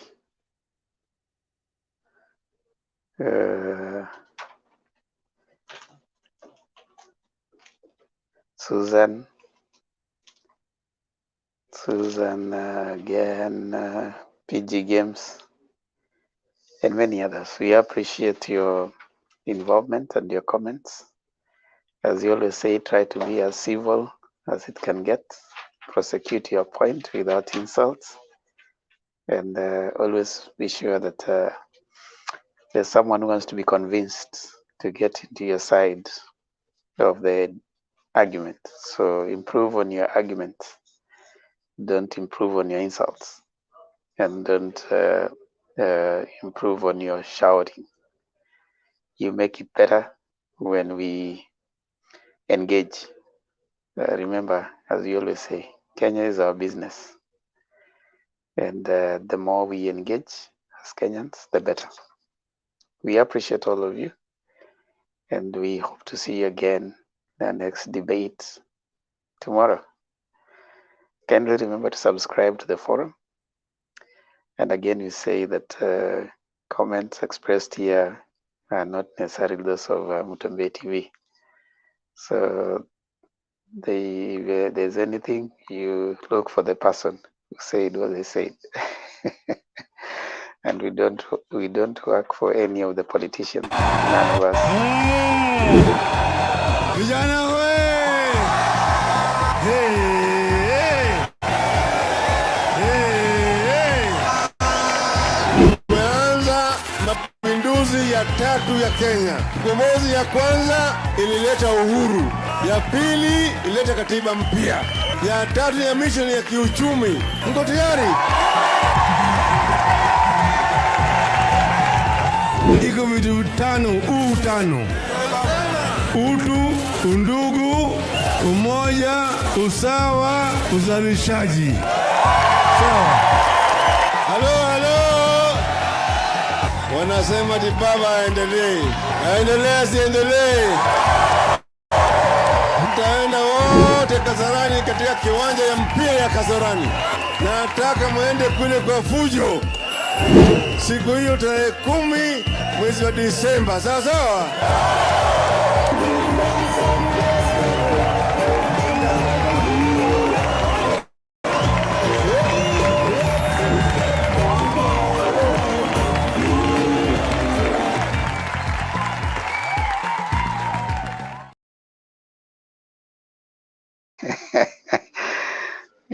You had to finish it on a high, Bernard. I like that. Amesema usawa, utu, usawa, undugu, umoja na uzalishaji. Yes. Let's remember that. If you ask which is the economic model, the utu, usawa, undugu, umoja na uzalishaji. Yes. Okay, Bernard, pray for us. Thank you, everyone. God bless you. Let's pray. Father, we thank you for the night. Thank you for allowing us to air our views on this platform. We ask you to help us fulfill your will and purpose at this point in time. Thank you for this historical moment that we have in this great country. Help each and every one of all Kenyans all over the world to participate into this historical event accurately. Father, I pray that your wisdom shall prevail over every decision and over every direction that we take as a people. We ask for your intervention in every aspect of the governance of this great nation. Don't let us go to the dogs. Keep us with your right hand of protection. Keep each and every family. Keep each and every community. Help us to rise to the occasion and be counted at this point in time. We give you thanks and bless you that you think good towards us and you have great plans for us as a nation. Help us to attain to the same by your ability and by your grace. We give you thanks and bless you for everything. Take all the glory and the praise. In Jesus' name we pray. Amen. Yeah, amen. Amen. See you tomorrow. Okay. Thank you. See you tomorrow in another